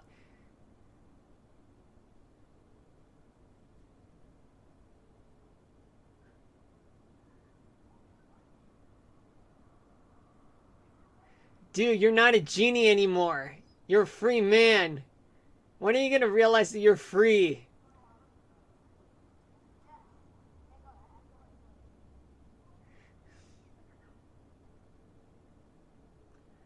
You got it. We'll be keeping an eye on Donald from now on.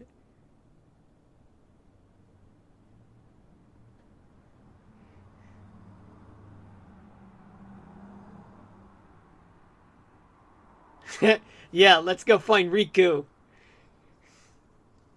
We're gonna bring him back. Kind of like how Naruto brought back Sasuke, if you know what I mean. And that concludes the Agrabah part of Kingdom Hearts.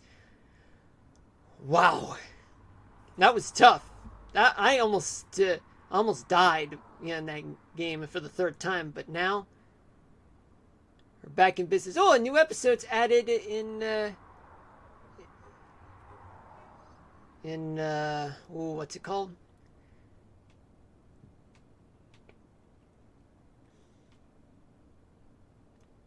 In Hollow Bastion. Let's see what we got.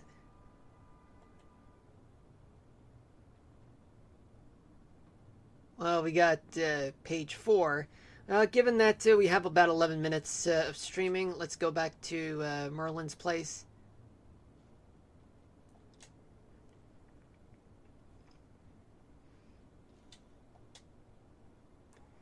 Boy, guys, that was tough.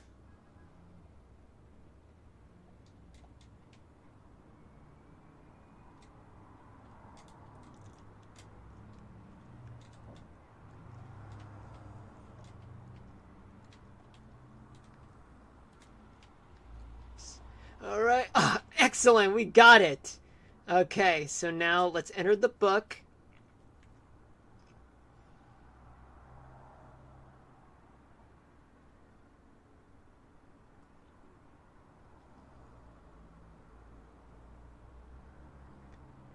Splendid job, you guys. Splendid job.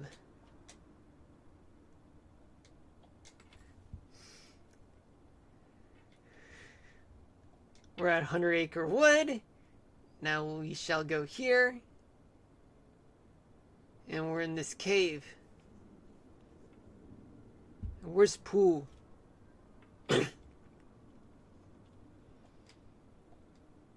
Probably looking for some more honey. Whew.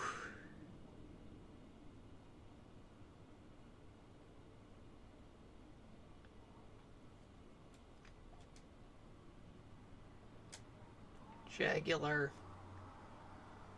I think that's the name.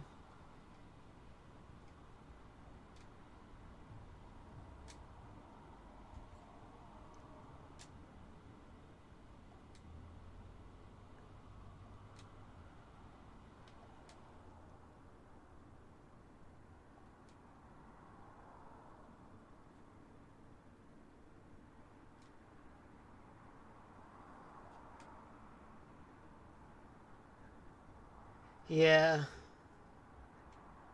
Okay, so we're in this spooky cave right now. Oh no, that's 100 Acre Wood.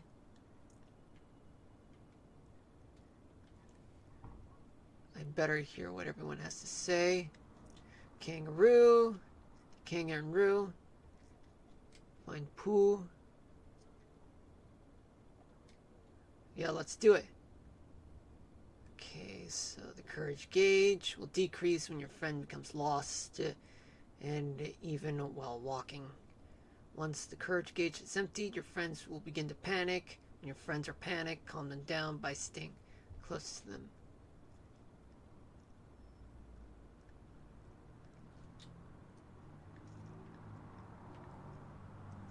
Oh,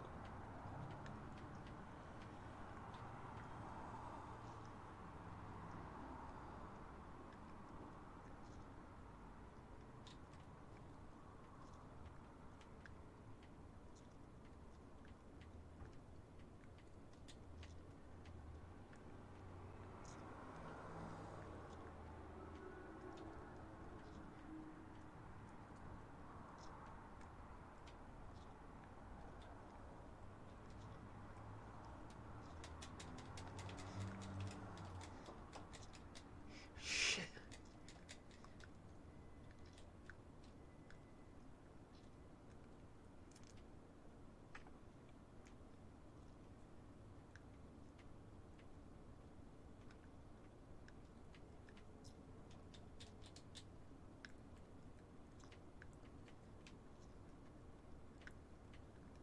Okay, we got it.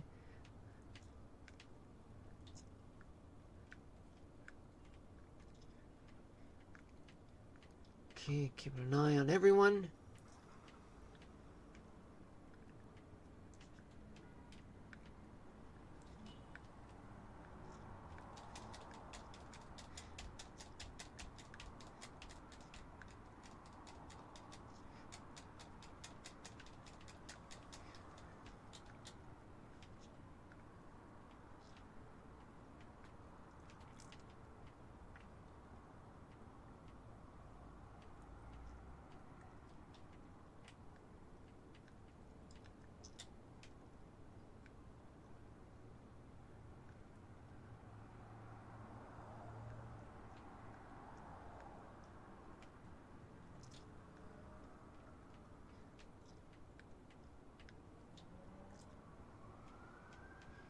Okay, let's keep on moving, you guys.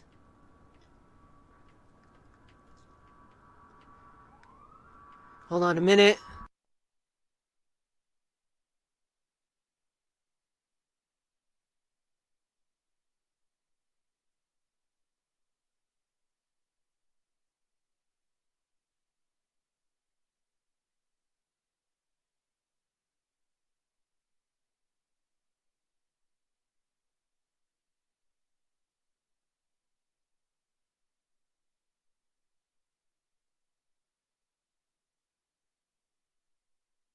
Yeah, I'm deeply sorry, Tigger, for that.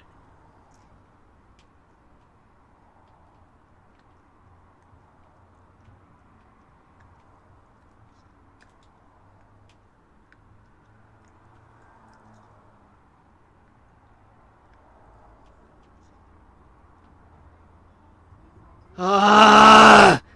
More background music. Oh my god, people are. Let's get out of here, you guys. Come on.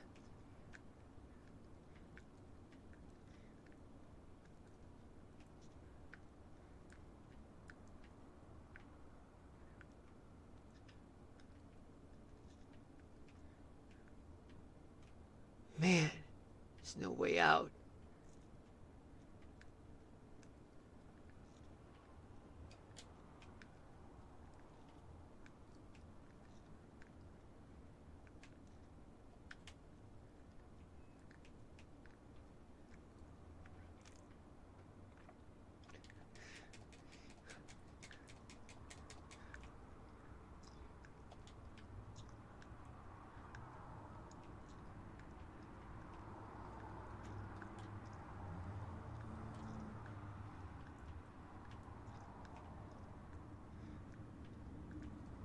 Yeah, 40 seconds left.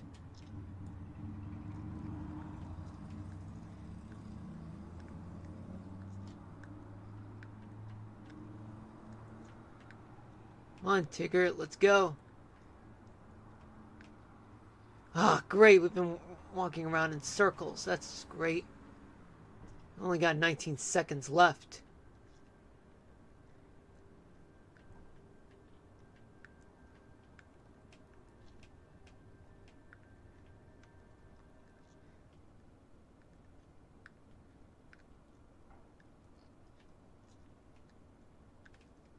Ah, man.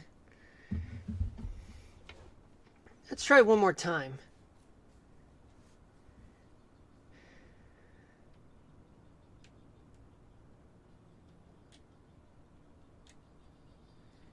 Alright, one more time. Let's go.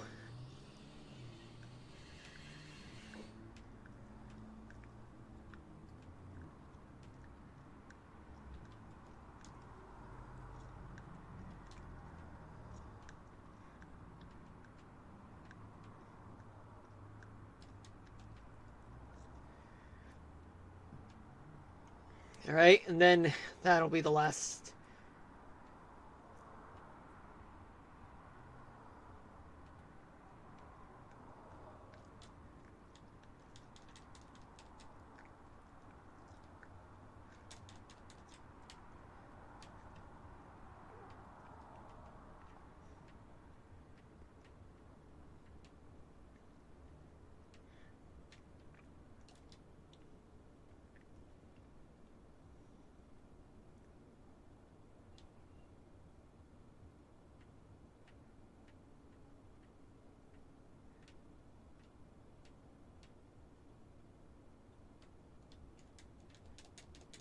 Oh, damn.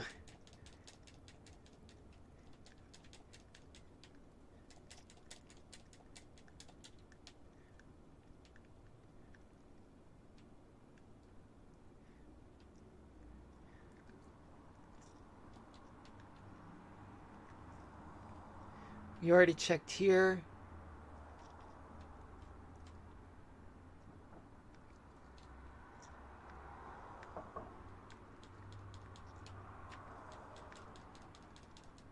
Yeah, I can't smash the ice, unfortunately.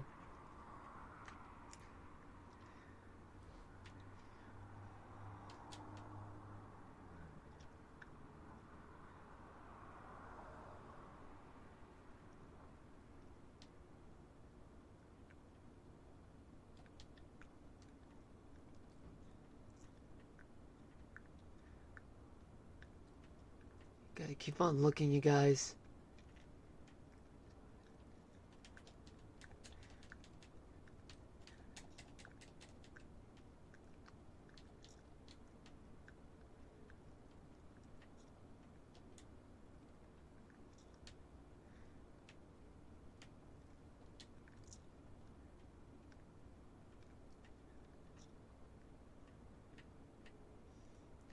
Well, we don't have enough time left.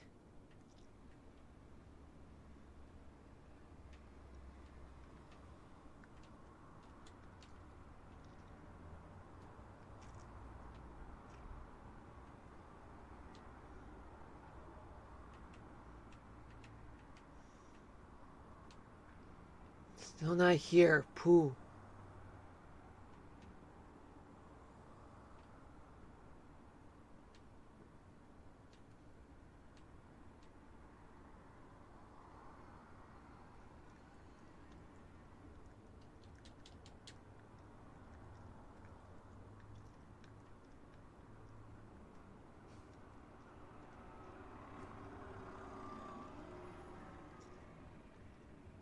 There you are. Alright, we did it. We did it, guys. It's now 8:01 p.m. Whew, boy.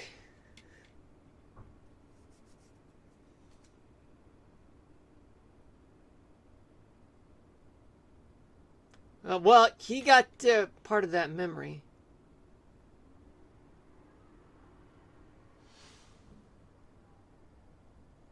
Well, at least tell us what that promise was.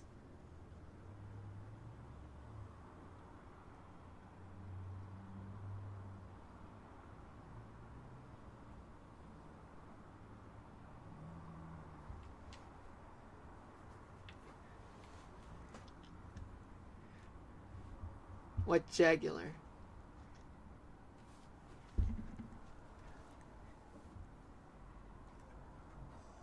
Uh,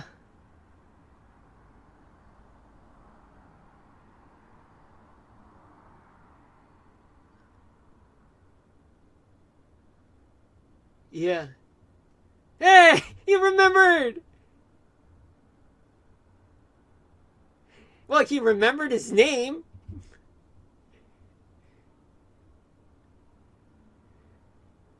But that promise is a different story, though.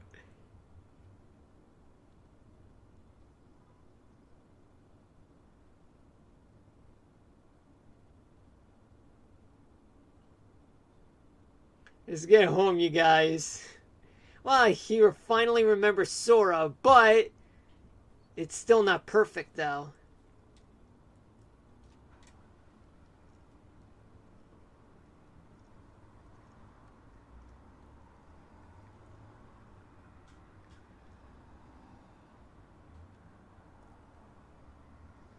Alright. It appears as though that we may be done with 100 Acre Wood. I think that part is done. There's a chance that there could be something right here. Well, we'll see what happens.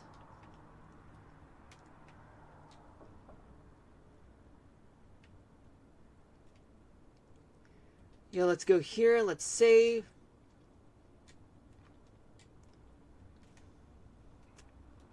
Alright, so we're going to call it a day. We're going to return to the title screen. We'll play more on Saturday. But, of course, there's going to be Minecraft after all, tomorrow. Let's go back here. Hold on a minute, folks.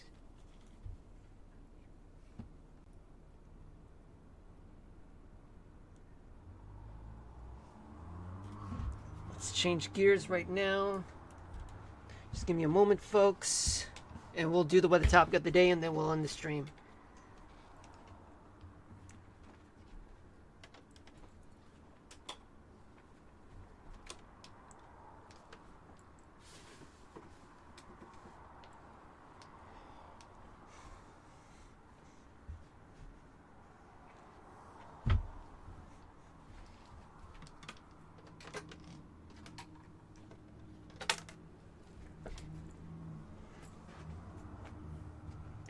Alright, so now let's switch gears to here. Well, or rather, right here. Well, not here, I mean. Rather, right here. And we're going to do the weather topic of the day. So we're going to do the fourth weather topic of the day right now. And what is it, folks? Well, here it is.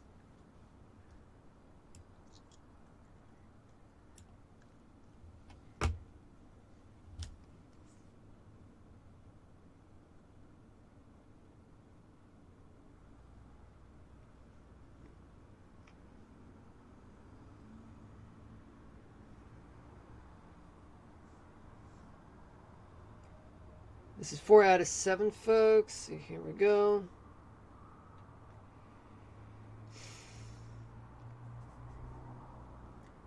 So, what is the hottest day on record in the continent of Africa?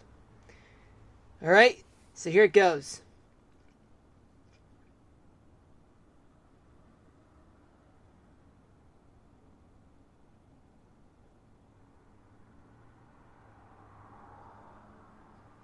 Just give me a moment, folks.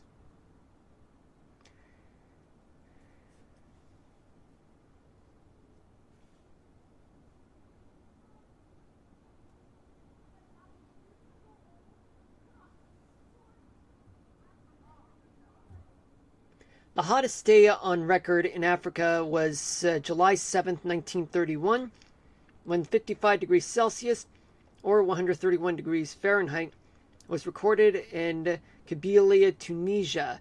This temperature is also considered the hottest measurement for the Eastern Hemisphere, according to the Washington Post. While other locations have reported potentially higher temperatures, Kabyli's record is considered the most reliable measurement. For example, a temperature of 57.8 degrees Celsius or 136 degrees Fahrenheit was recorded in Azizia, Libya in 1922, but this was later proven to be inaccurate according to Wikipedia.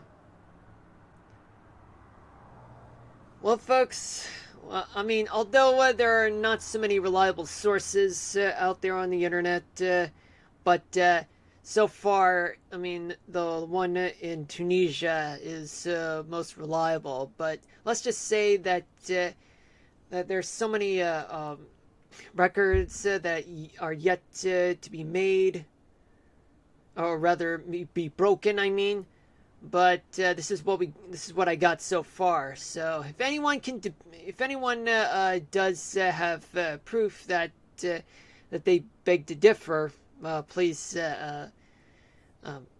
just head to my socials and tell me all about it. Because that way I'll probably redo the weather topic of the day for this one. All right. Anyway, I'll see you guys tomorrow from 6 to 8 p.m. But in the meantime, do hit me with a follow, turn on the notifications while you're at it, just so that you guys will know that when I'll be streaming the next time. But until then, peace out, everybody. Love y'all. See you tomorrow for Minecraft. Signing out.